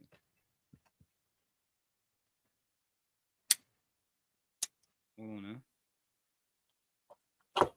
on, Mr. Rock, keep in mind that one of the favorite line on this platform, fish does rotten from the head. And if a leader say you have to love party more than country, where you think that would leave us? That's my question to you. Mr. Atlanta says, there are three essential to leadership: humility, clarity, and courage. Okay.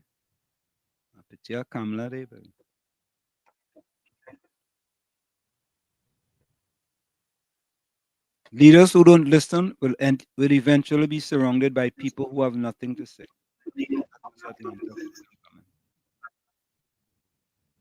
All right, I'm playing nothing over 4 minutes. Tell it 3 minutes or less. Okay. Closing comments, closing quotes. Mr. Intellectual, closing comment. The educated who have the answers and does nothing but support the oppressors is useless to any society. A Guardian media investigation closed to 40 prominent businessmen in South Central and East in Trinidad who are linked to major drugs and human traffickers, gun runners, gang leaders, and murders following this country.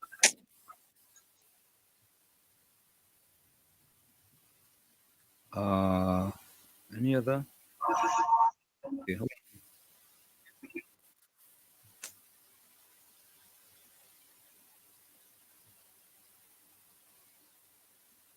I think that's it, yes.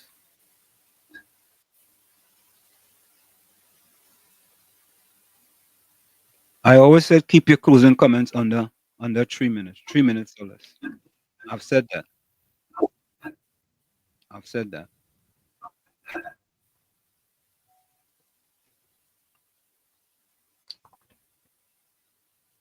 Okay. Okay, folks. We are out of here. We see you on Sunday. Bye. Let me see what this is here.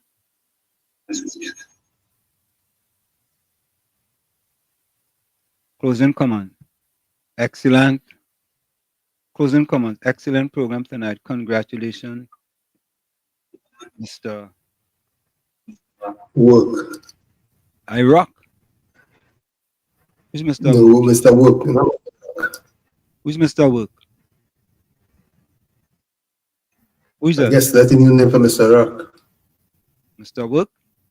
That's Minjin, Minjin, give him a new name. Oh, Mr. Work. Oh, God. Folks, we are out of here. Later.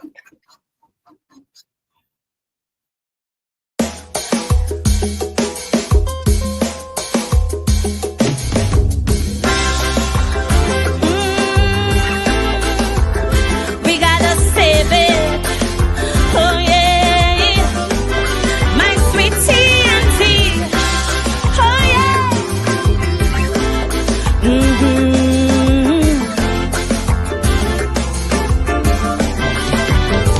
We used to sing sweet, sweet Trinidad. To leave here, boy, you must be mad.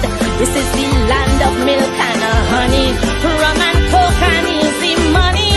While those verses we were singing, alarm bells kept on ringing. Pundits on each pulpit saying, "Oh, heart and our soul decaying." Suddenly we wake up to a living nightmare, not bliss. While editorials ask, how did we ever come to this? But so long we hearing, you got to stand up and be counted. But daily we're intimidated. Every day our next witness silence while we recoil from the violence. In our land there is a crisis. Broke police, unruly ISIS, while sweet revenge gangs exacting. Police commissioner still acting Trinidad. It's high time we separate the goat from the sheep. Tell them talk is cheap. Reporting the world when we have to reap. While them police busy playing hide and seek. We're facing the world when we had to reap. Hey. Oh yeah. Oh. Save our land, Trinidad and Tobago. Oh yeah. Oh yeah.